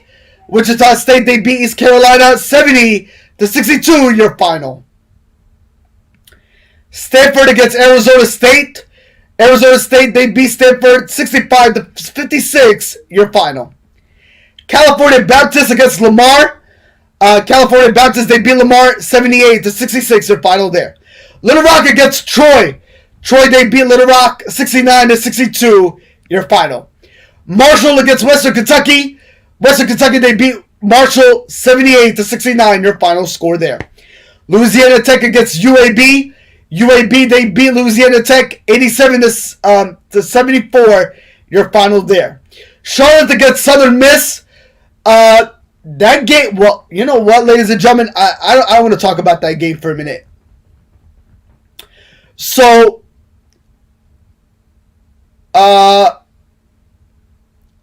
okay, Charlotte 49ers, ladies and gentlemen, they beat Southern Miss 70-67, your final score there.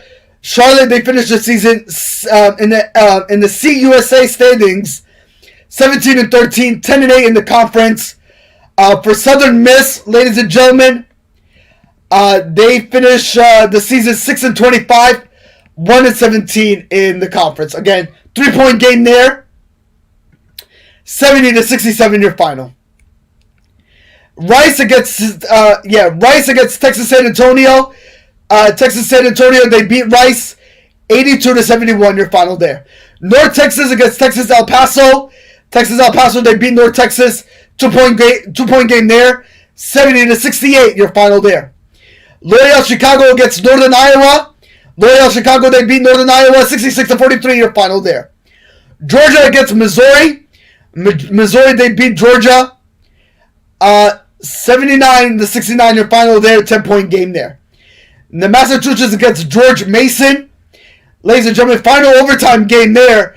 Massachusetts, they beat George Mason 83-80 your final score there.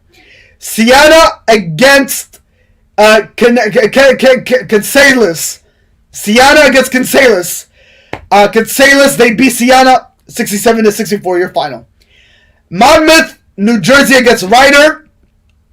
Ryder, they beat Monmouth, New Jersey 74-65 your final there.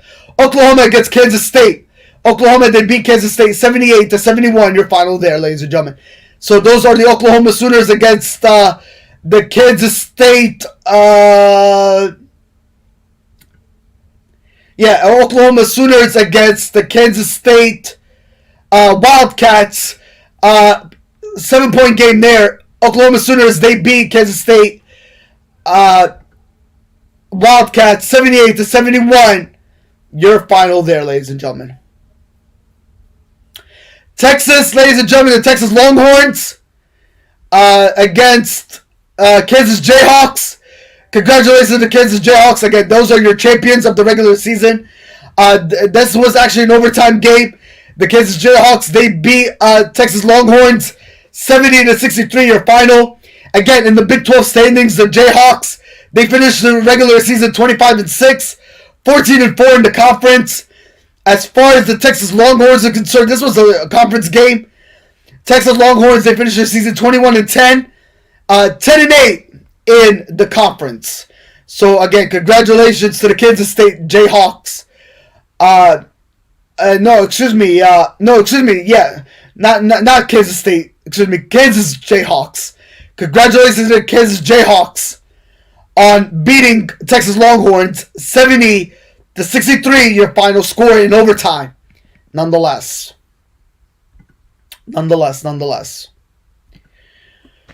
All right, VCU at St. Louis. VCU, ladies and gentlemen, they lost to St. Louis 69-65 your final. Fresno State at Wyoming in overtime. Wyoming, they beat Fresno State 68-64 your final score.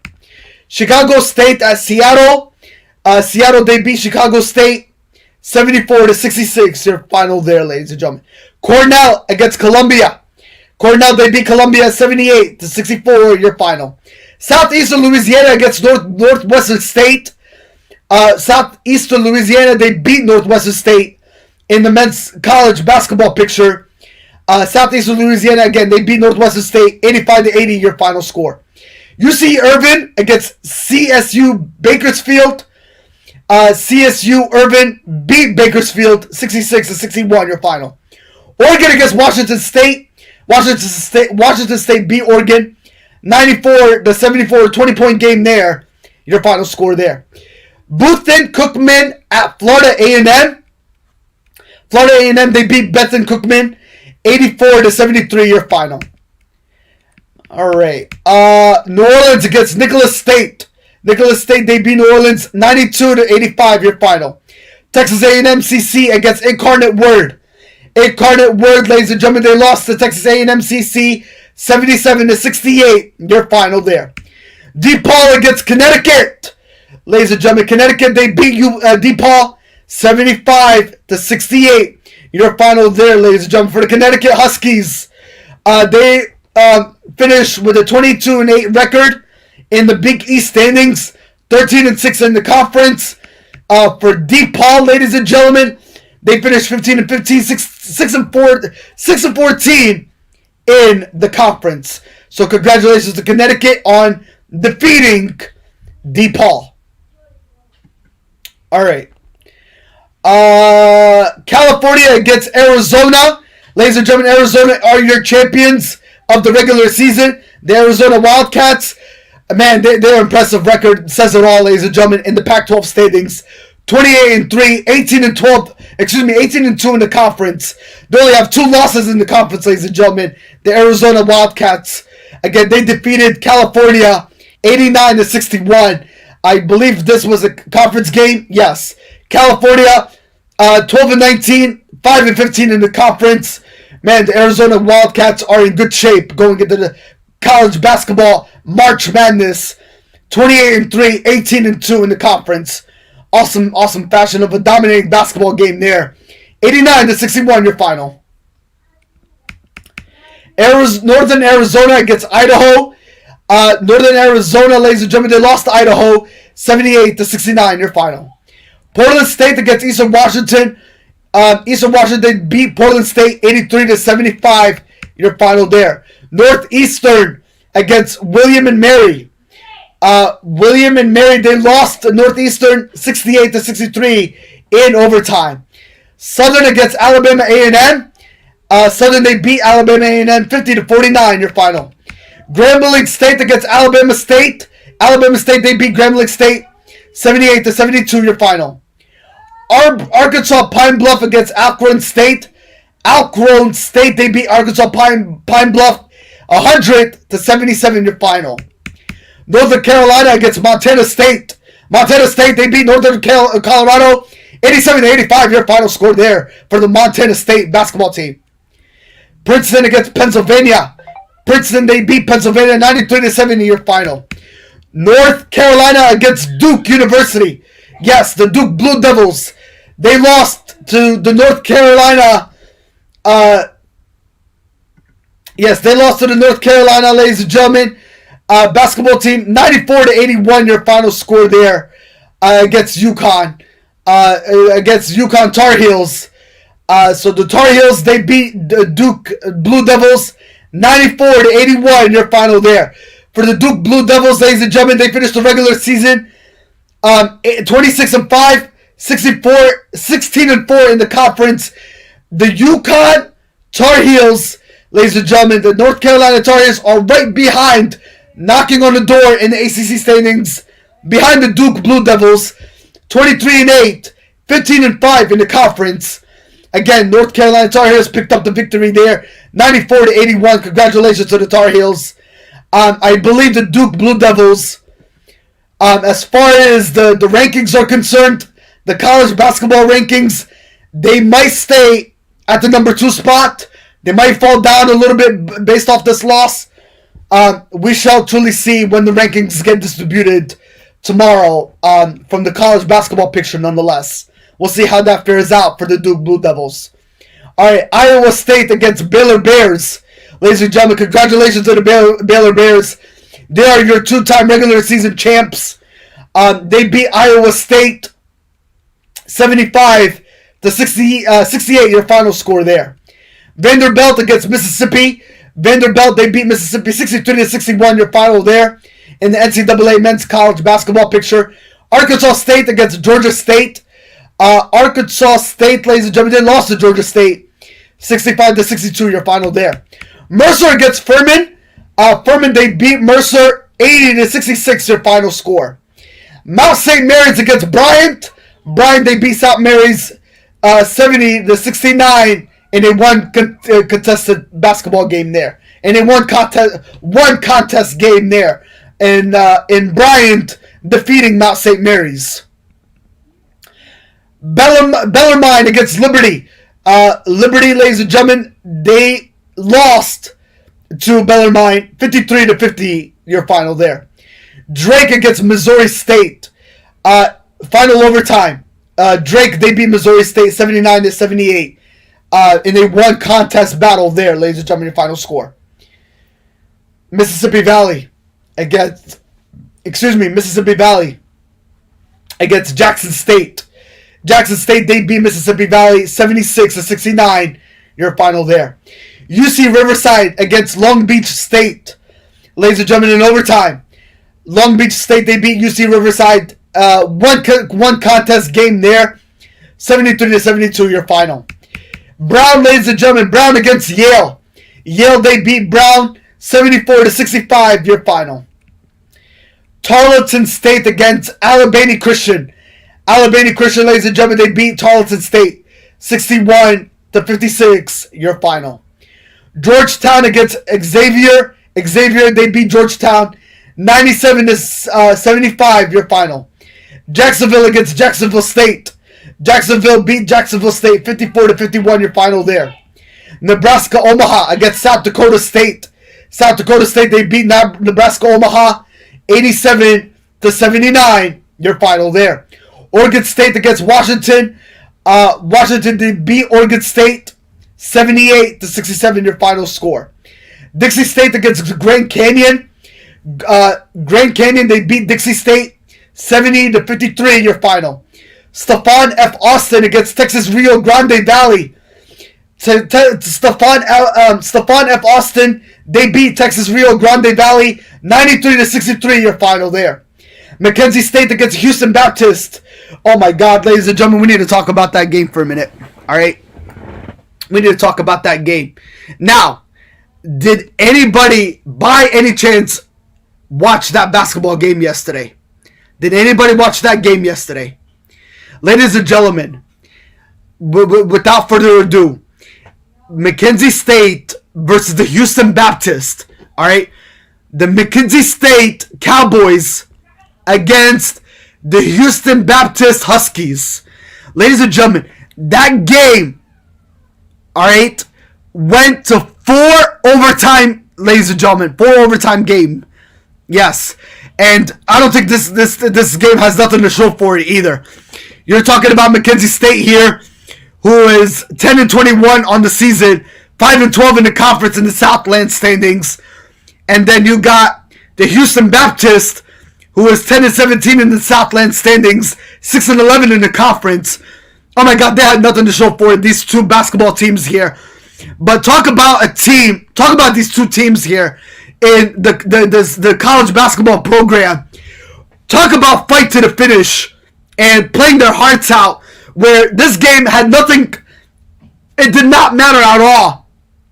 There was no playoff implications for this game.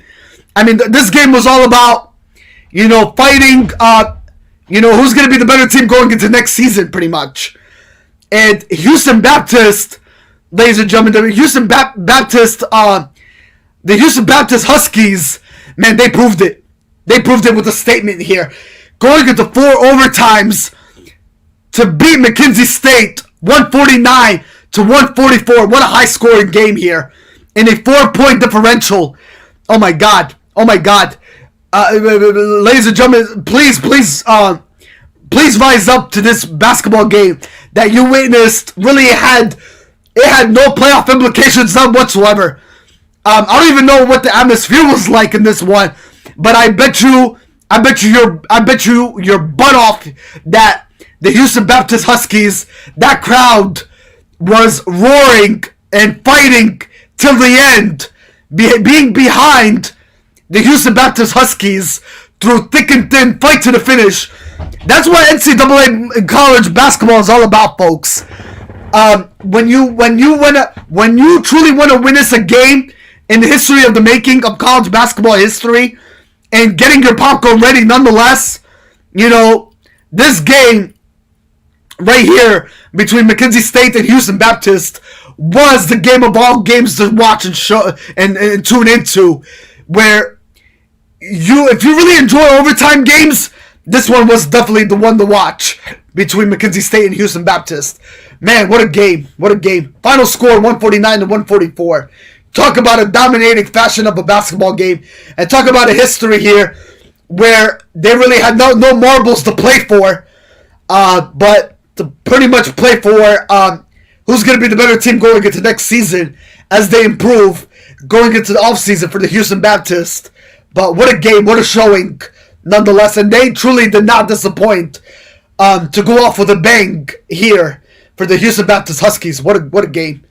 All right, let's move on. Southern Utah against Weber State. Southern Utah, they beat Weber State 80-70 your final there, 10-point differential there. Wagner, they beat LIU 82-62, 20-point differential game there. Morehead State against Maury State. Maury State, ladies and gentlemen, congratulations to Maury State. I mentioned that team. They have clinched a college basketball playoff picture. They beat Morehead State 71-67 is your final score there. UNC Greensboro against Samford. Samford, they beat UNC Greensboro 66-64 your final. Georgia Southern against Appalachian State. Appalachian State, they beat Georgia Southern 73-60 your final. Boise State against Colorado State. Colorado State, they beat Boise State 71-68 your final score there. Mississippi State against Texas A&M. Texas A&M, they beat Mississippi State 67-64 your final there. Pierre View A&M against Texas Southern. Texas Southern, they beat Pierre View A&M. 1-point differential game there. A tight contested battle nonetheless. 78-71 your final there. UC Davis against CSU Fullerton. CSU Fullerton, they beat USC Davis 62-59 your final there. St. John's against Marquette. Marquette, they beat St. John's 85-77 your final there. Utah Valley against New Mexico State. New Mexico State beat Utah Valley 62-46 your final. Sacramento State against Montana. Ladies and gentlemen, Sacramento State, they beat Montana 72-69 your final there. Ladies and gentlemen, Denver against North Dakota State. North Dakota State, they beat Denver 82-62, 20-point differential game there, your final score there. Colorado against Utah. Colorado, they beat Utah 84-71, your final there. Ladies and gentlemen, Southern California Trojans against the UCLA Bruins. UCLA Bruins, they beat Southern California Trojans 75-68, your final score there. UC San Diego against Cal Poly Solo. Solo, ladies and gentlemen, they beat UC San Diego 80-76, your final there. Ladies and gentlemen, Hawaii against CSU Northridge. Hawaii, they beat CSU Northridge 84-62, your final there. San Diego State against Nevada. Ladies and gentlemen, San Diego State beat Nevada in 1-point differential game 79-78, your final score there. Ladies and gentlemen, Birmingham Young, BYU against San Francisco. San Francisco, they beat BYU 75-63, your final there. And ladies and gentlemen, last but not least, UNLV. Yes, UNLV. You're talking about the UNLV Rebels. Ladies and gentlemen, going up against New Mexico. New Mexico, they beat UNLV Rebels 76-67. Your final score there, ladies and gentlemen, NCAA college basketball picture. Nonetheless, those were your college basketball scores and highlights and predictions for your Saturday, ladies and gentlemen. Hopefully everybody enjoyed them nonetheless. Also, we got college basketball going on today for your Sunday. Enjoy those games. Ladies and gentlemen, going into next week's podcast, next Sunday, we're going to wrap up all the remainder games of college basketball. We really do not have much going on this week, but we will definitely wrap that up and prepare ourselves for March Madness. March Madness is on March 14, 2022, nonetheless. We are definitely hyped up and ready to go for the NCAA March Madness as that gets underway. Nonetheless, so a lot, ladies and gentlemen, is definitely riding here. As we close in on the NCAA college basketball season, as the NBA playoffs are close to looming, they're right here before you know it. And ladies and gentlemen, the NFL offseason. Yes, the NFL free agency. It'll be right here before you know it. It's starting to heat up and juice up as we get more news and reports coming in. Things are starting to heat up as we speak. Also, we will give you more reports on Major League Baseball. What their approach is going to be after the meeting today. We will find out. We'll give you more details on that next week. Hopefully it's good news. Fingers crossed, nonetheless. Ladies and gentlemen, next week's podcast, I will definitely keep you up to date on the Lehigh Valley flight, as they will be on the road against against the Massachusetts, I believe, basketball team. I believe so. Let me see who they play. I'm sorry. Against the Zombies, yes. So they'll be on the road against the Western Mass Zombies. The Western Mass Zombies are 1-0 right now. I don't know if they have a game they're gonna play before they play the Lehigh Valley Flights. But I will keep you up to date on that on next week's edition of the podcast. Nonetheless, so we'll keep you up to date on minor league basketball as well. The Lehigh Valley Flight Nation are your minor league basketball team in the Lehigh Valley. The Mid-Atlantic, also the Eastern Conference Basketball League, as they made their debut in the year 2022, and as the season progressed, they're getting right where they need to be as a basketball team, as a basketball unit in the Lehigh Valley community, nonetheless. Also, ladies and gentlemen, we'll go over UFC next week, and we will talk about everything that needs to be talked about, folks. Ladies and gentlemen, you have all been a great audience. Thank you for tuning in. Stay blessed. Have yourself a great work week, and enjoy the work week. Nonetheless, enjoy your work week. Have a safe. Enjoy the rest of your Sunday. Nonetheless, enjoy the games that are going on today. NHL hockey, NBA basketball, college basketball. You name it. You name it. It's all there. You name it, folks. Enjoy all those games that will be happening on your Sunday, nonetheless. Ladies and gentlemen, I will talk to you next Sunday. Also, tune into our Friday's recorded podcast for sure for the latest updates on your sports news that transpired and happened throughout the week that will start eventually tomorrow, right? All right, ladies and gentlemen, Facebook family, Twitter family, TikTok family, Instagram family, YouTube channel family. You guys have yourself a great week. Stay classy. Stay blessed. Have yourself a great week. Again, thank you, audience, for anybody that tuned in to make the best out of our Sunday. Worldwide Sport Updates, your podcast, your news, your local community. I will see you all next week. Have a good one. Bye-bye.